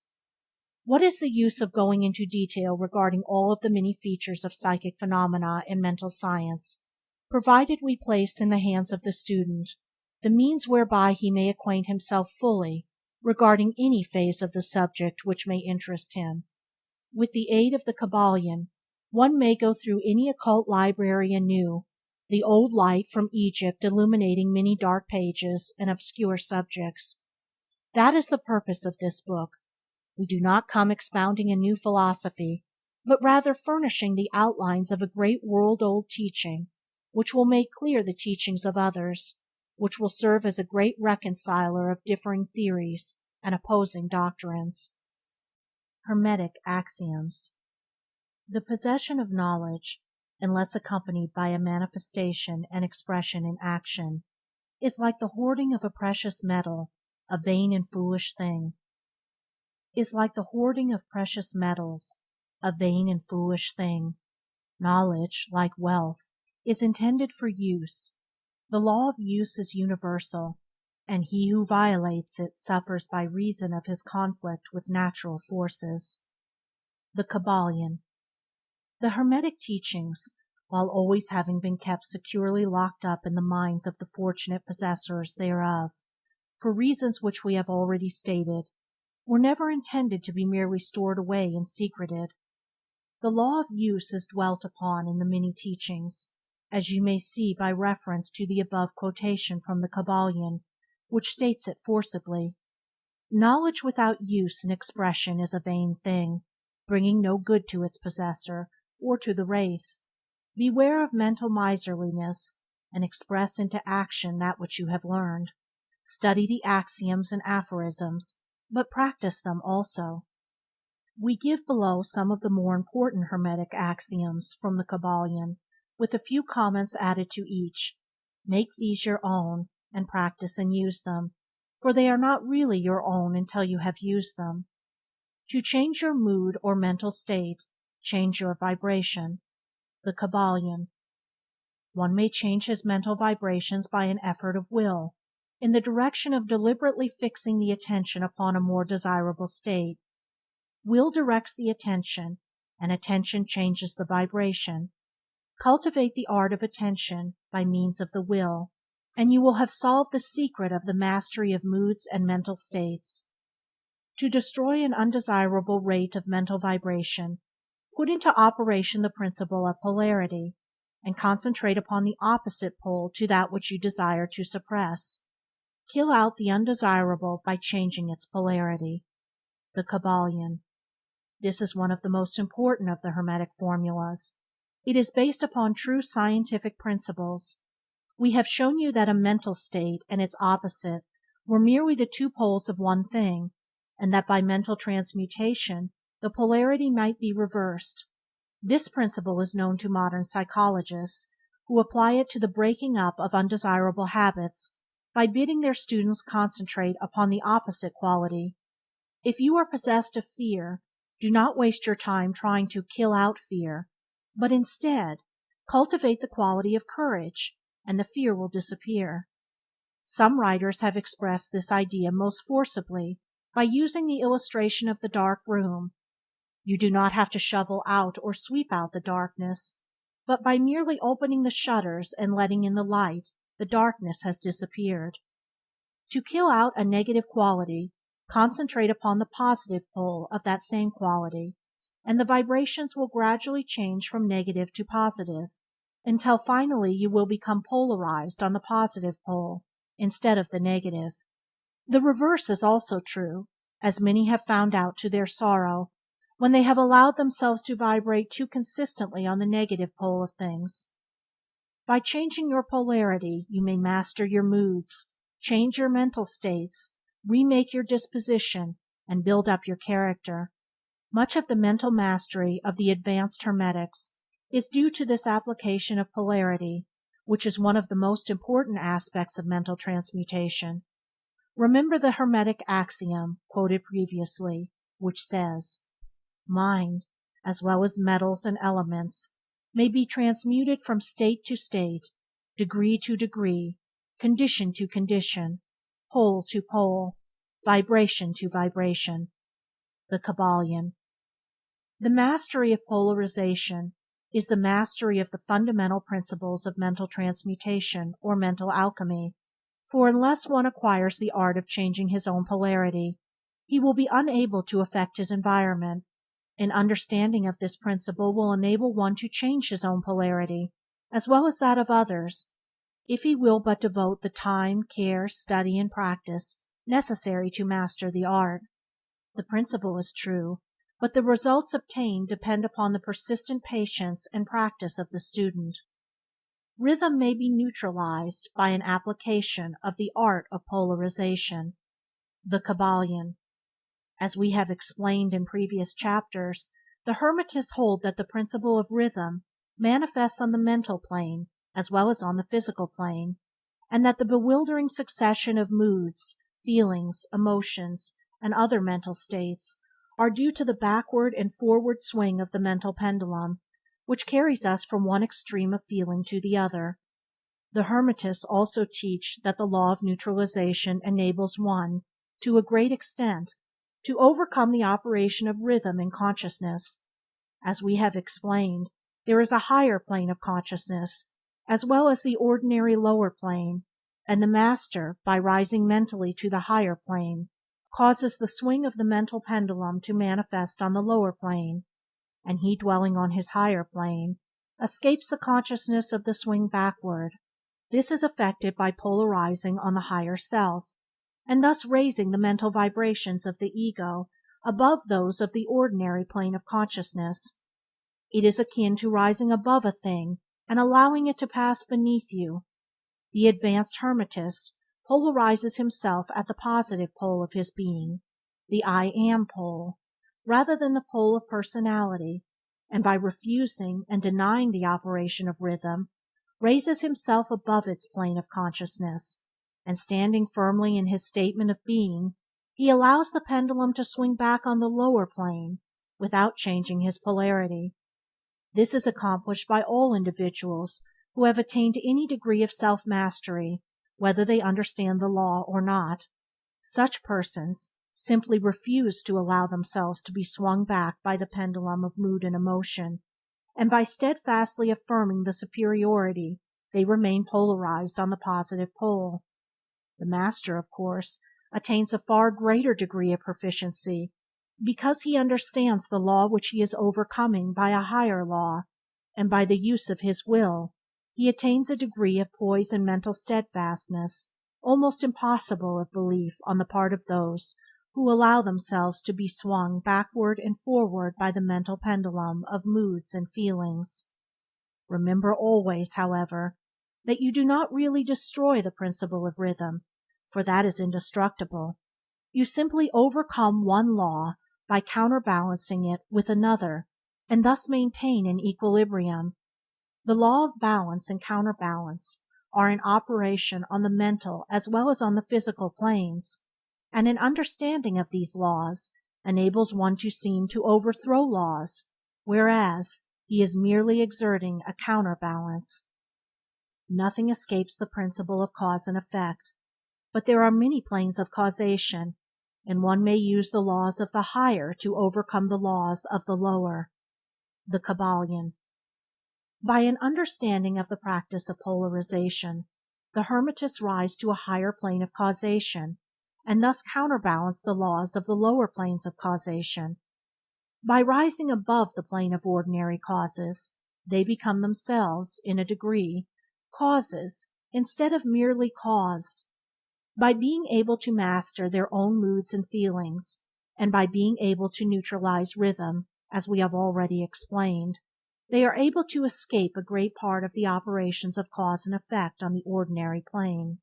The masses of people are being carried along, obedient to their environment, the wills and desires of others stronger than themselves, the effects of inherited tendencies, the suggestions of those about them, and other outward causes, which tend to move them about on the chessboard of life like mere pawns.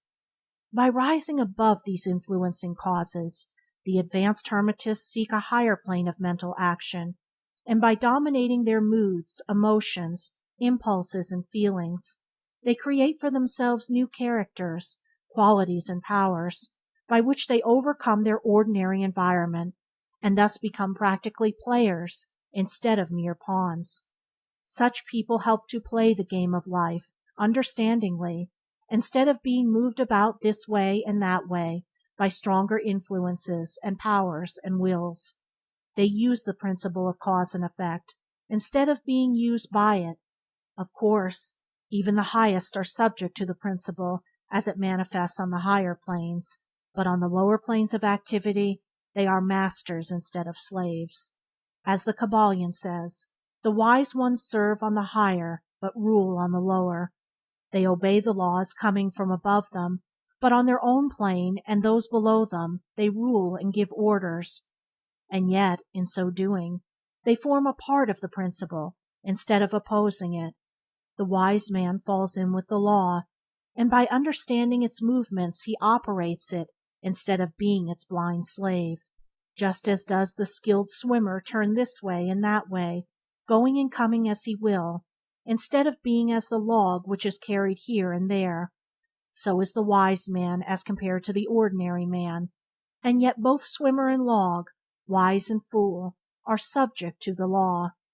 He who understands this is well on the road to mastery. The Kybalion. In conclusion, let us again call your attention to the Hermetic axiom.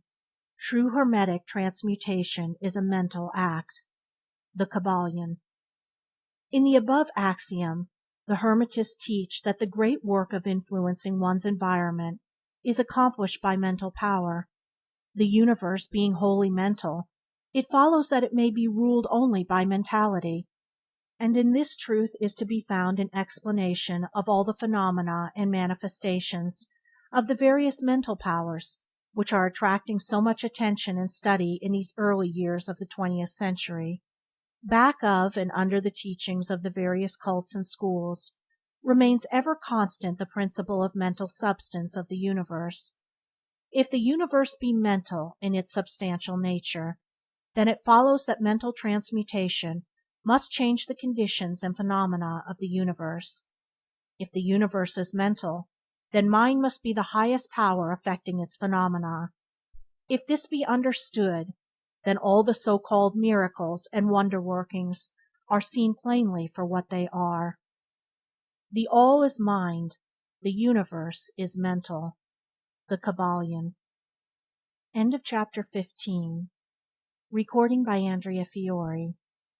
www.audiobook.com .andreafiore.name. End of the Kybalion by the Three Initiates.